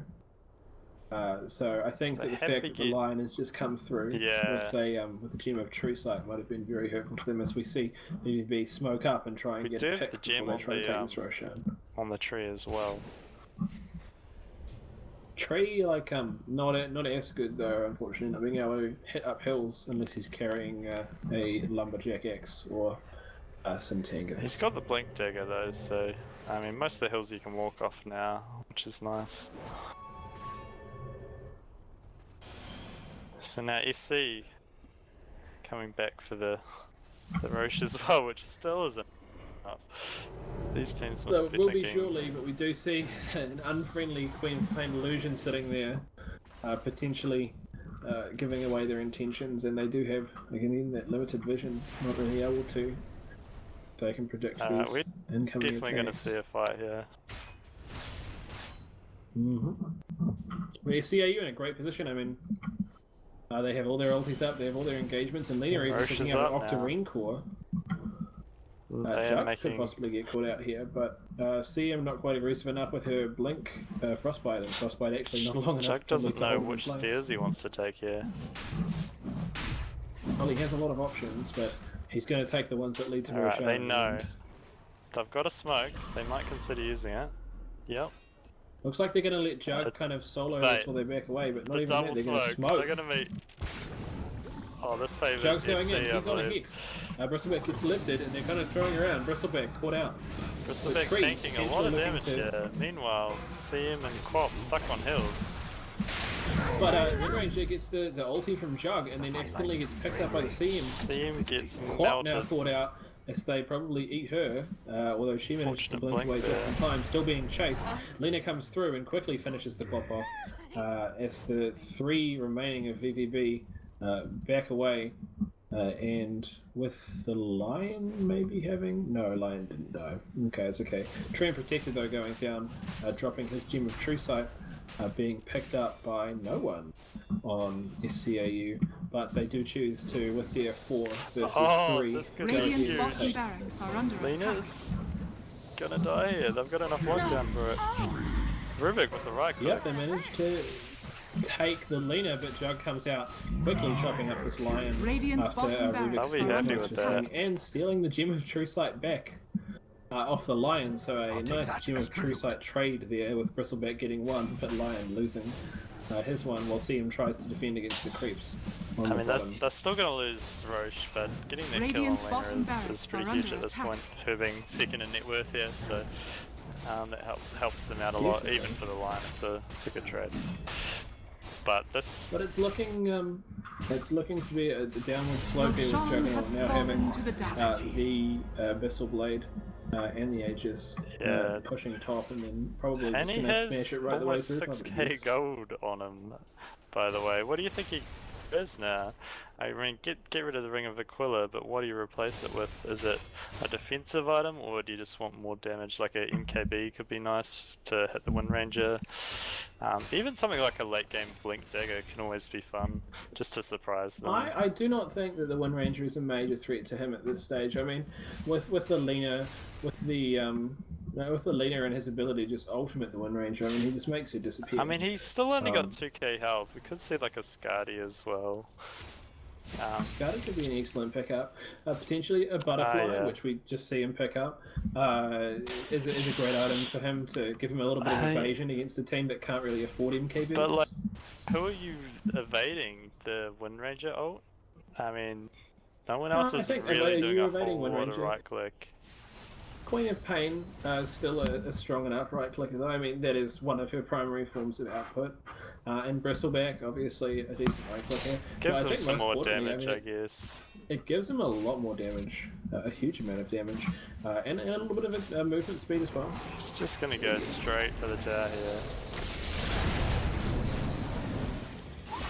It's taking a lot of damage. Walk in uncaringly. Comes out. She Pain goes in. The egg's on a very nice place here. They have to focus it. Yep, and then the Juggernaut. There's that combo we were talking about, plus the Omni Slash. This is not looking good for BBB. Yep, and Bristleback is going to be the only one that makes it out. Although, 2 by this should not be there. CM immediately disappears. Wind Ranger tries to run out, but I think this is pretty forgone that this tower's going down. Klopp's going to come in, but she doesn't have an ult. Without that, it's on a bit longer of a cooldown, and this Juggernaut's going in deep. Fighting the Wind Ranger and just chopping her down. I mean, look at those huge hits, and even in having difficulty hitting him when she drops down the rapid fire. As they force him back, killing him, and BBB throwing down their GG. And that will be the game. Good solid play there from Serious Clowns, and they take the series 2-1, and they will be heading on towards the grand finals. So it looks like there's a little bit of argument between BBB as to who is GG. There you go. Serious Clowns take it. So they are now guaranteed at least $300, I believe. Unless it's well, no, there's no prize pool for the semi-pros. The winner of the semi-pros just gets into the prize pool. The $1,000 prize pool is the pros only. I'm being corrected. Nice. Well, I will pass it back to the analysis desk now, and perhaps see you guys for a match a little bit later on. I'm not sure.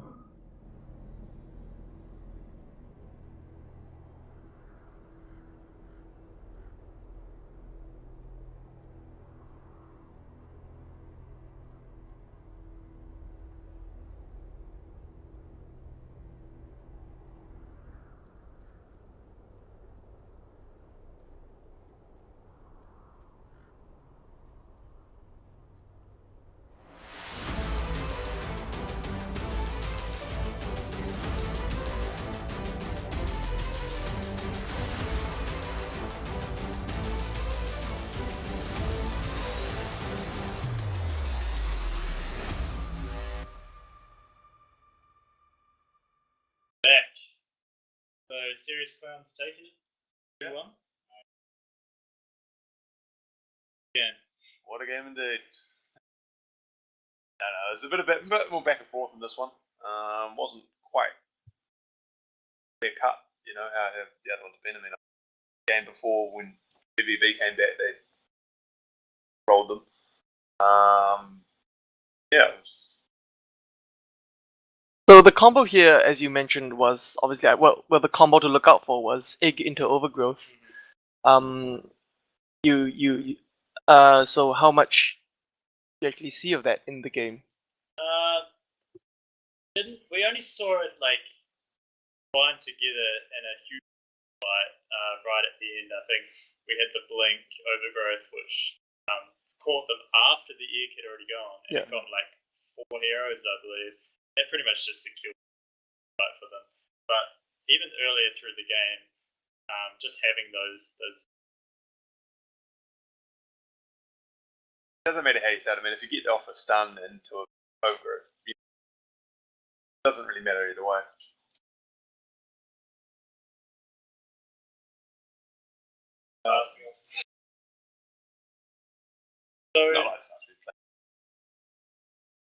Yeah, I mean, how much you can have. Alright, back on the air now,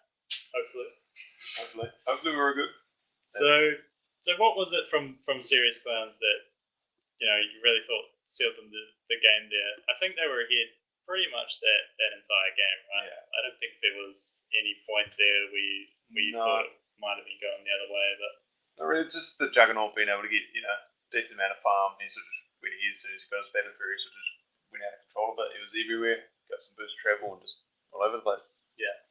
And I don't think that BBB had any heroes that could play that big farming role and and take over the game.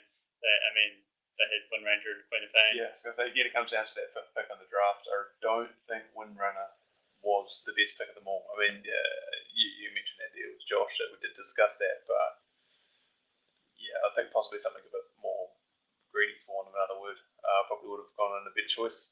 Yeah, because they did okay early game, but then it slowly started falling away from them when they were taking fights. Exactly, and you've got someone like Juggernaut who can excel if he can be farm. Yeah, if they had a similar hero to Jug themselves, someone who can farm, really quickly all across the map, a mobile hero, it would have been a lot harder for serious clowns. Yeah, you did mention anti-mage, right? Anti-mage would have been nice. Lycan, any good split pusher. I don't like Lycan as much because he doesn't have an easy escape against things like Omni Slash. Yeah. And so if they stun into Omni Slash, even if he runs, it does follow him. He still could use the speed. The speed would still get him pretty quickly to a neutral creep camp or his creep wave. But yeah, it's still definitely. And then they had the Lena Yules combo as well. Yeah. Once they got that up, it would have been even harder to split push against that. So they definitely need some quick reaction time if they had some sort of hero like that. Because we had the aggressive trial lane as well. Do you think that was the right play as well with the Bristleback, Lion, Crystal Maiden, and the offlane? Yeah, maybe for some fun early game antics, to be honest, but I don't know. Bristleback generally can hold up his own a little bit. Having a tri lane with him. Yeah, it's definitely not something you see very often. It's not a regular thing. It's not, because you pick him to be tanky and to survive. Yeah, right? exactly. And then they were using him to try and put pressure on the other lane. But then again, from their pickups as well. Who do they have that could go onto that carry role as much? They're all. If you sort of want, Wind Ranger can. Queen of Pain can. I guess Bristleback can, but there's no real distinct hard carry is carry. what you're looking for. Yeah. But I think even we talked about the Wind Ranger pick being bad because it could have been a better hero, but even the Wind Ranger pick, you're picking her into all this magic damage, which she's notorious for being terrible against high magic damage heroes. So the Jug was the only really one hero on the team that she had a good chance against. But even him, he's got the Omni Slash. Exactly. But as soon as she wind runs, you just Omni Slash it. Yep. And it negates the physical damage. But it still does a ton of magic. Exactly. So maybe that was a bit of a mistake on her part, or the team's part for drafting that. But I think they still played pretty well. They held it for quite a while, but it just wasn't to be. And honestly, at the end of the day, it's DotA for you, isn't it? You can have your games, and sometimes you get outdone at the draft, sometimes not. Sometimes it'll come down to a single team fight. Yeah, we saw that BBB can dominate in the second game there. And the steamroll second game was amazing. Yeah. They were out for blood and they got it. So I think these games, do you think they're coming down more to the drafts than the actual plays? Oh. Definitely, as the skill level of the players goes up, and of course, assuming that it's the average skill level across teams is roughly the same, then the draft does become more and more important. Yeah, and you really, I'd say you really get to see this in pubs as well, in ranked matchmaking, where if you're in a 2, 3, or even 4K game, the draft doesn't matter so much. But as the average MMR goes higher, there's a point where sometimes what you last pick can make, or first pick can make all the difference. Yeah, I mean, we saw the Clinks, I believe, was the last pick in the second game, or it was very close. Yeah. I think it was the fifth. And that just threw that game on Bit of a spanner in the works of it. Yeah, and as we saw, that team had nothing to counter that. And then this game, it wasn't so much counter picking as it was probably VPB not, recognizing the heroes they were against. And picking, high mobility hero, I reckon, like you say, would be pretty good. I mean, they wouldn't have too much to go against it, and even if they did, they would have to throw too much. Sorry, they would have had to throw too much to stop it. Yeah, so maybe these teams were picking more comfort heroes again. I was gonna mention that because say like Wind Ranger was the last pick, right? And look at where she went, bottom lane against Phoenix. Like she has no advantage there at all because all of Phoenix skills are non-physical. Yeah. So yeah, it does raise the question of like, what was she doing in the lane? What was the purpose? What were they hoping to get out of it? Right. And yeah, like I mean, she is a pretty versatile hero, really. And as you can see, they were running out of time, so maybe it was just one of those comfort heroes. I mean, someone could have been happy with her, and they're just trying to fit her in as she went on. I think also the supports from VVB weren't fantastic either because they were both those squishy, if Jug gets on them. Yeah. Jug gets on them, they get caught in the egg, roots combo, they're done. Yeah. Then again, a lot of heroes will be done.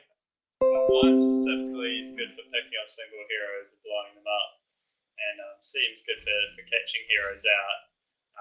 She does have that ult, but I don't think I saw one seam ult that whole game that affected.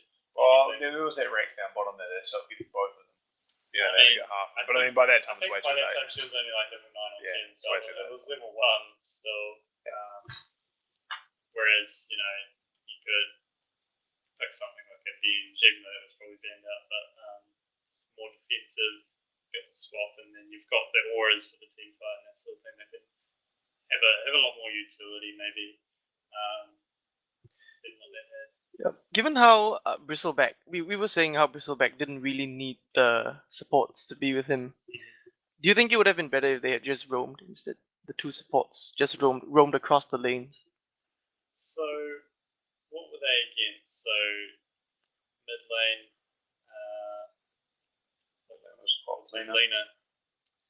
Yeah, that's a reasonably easy kill. If you get a couple of stuns on it. Did she get ganked onto the laning stage? Oh, they're not really cool. No, and then he had Phoenix, which is a little hard, and you probably don't want to commit too much to kill a Phoenix.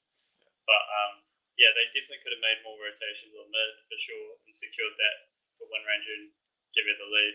And remember, a kill on mid when you've got a Wind Ranger level 6 is almost always a tower. Yeah, so and yeah, they could have left the Bristleback top solo and just tried to let him get XP. I mean, I think obviously their strategy, what they were hoping to achieve with the tri-lane off-lane was to shut down the Jug. Yeah. Almost the opposite effect happened, giving him more fun, right? Yeah. Well, I mean, they got those kills. They got more kills than they should have got, like in those first few minutes. Like, even if they had left the Bristleback there, even if he dies like 3 times or something during the laning stage, they still get less out of it. And at the end of it, what does Bristleback come out with? Low XP because he's had to share his XP with 3 heroes, and he didn't have much by the end of that laning stage. He had boots and a ring of Basilius by the time he started taking jungle camps. So I think that's one thing they were probably hoping to get something different. We did see the Seam leave. She got fed up dying at one point and went bot to pull and take jungle camps. So I think that was a good move from them. They realised it wasn't working. And then they just left the line in to babysit the Bristleback, which is probably okay. But again, we didn't see a whole lot of movement on the mid. Because once you start pressuring the mid, that draws the supports. Exactly, draws more people from top, and then Bristleback in turn can hassle or juggernaut a bit more. Yeah, because I mean, if you can make that a 2v2 on top, Bristleback's having a much funner time than a 3v2. There was also a point where I saw they had a very nice ancient Dire had a very nice ancient stack going for their jug. And on the Radiant side, the only hero who would have been able to flash farm would be Bristleback with his Quill Spray. Yeah. So did Radiant have any any of the equivalent for their? And again, that comes down to possibly that one round last may have been better off picking something else. Yeah, they I mean, have no hero that can roam the map and farm, right? I mean, you're probably closest is Queen of Pain. But no, yeah, that's a pretty mana inefficient way to go about it, right? Having to blink around.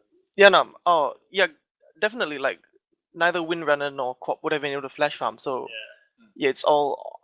That's why I asked. Like, did they have any stacks for their Bristleback, or not even? Because I didn't see any. I did see Jungle Camp stacked.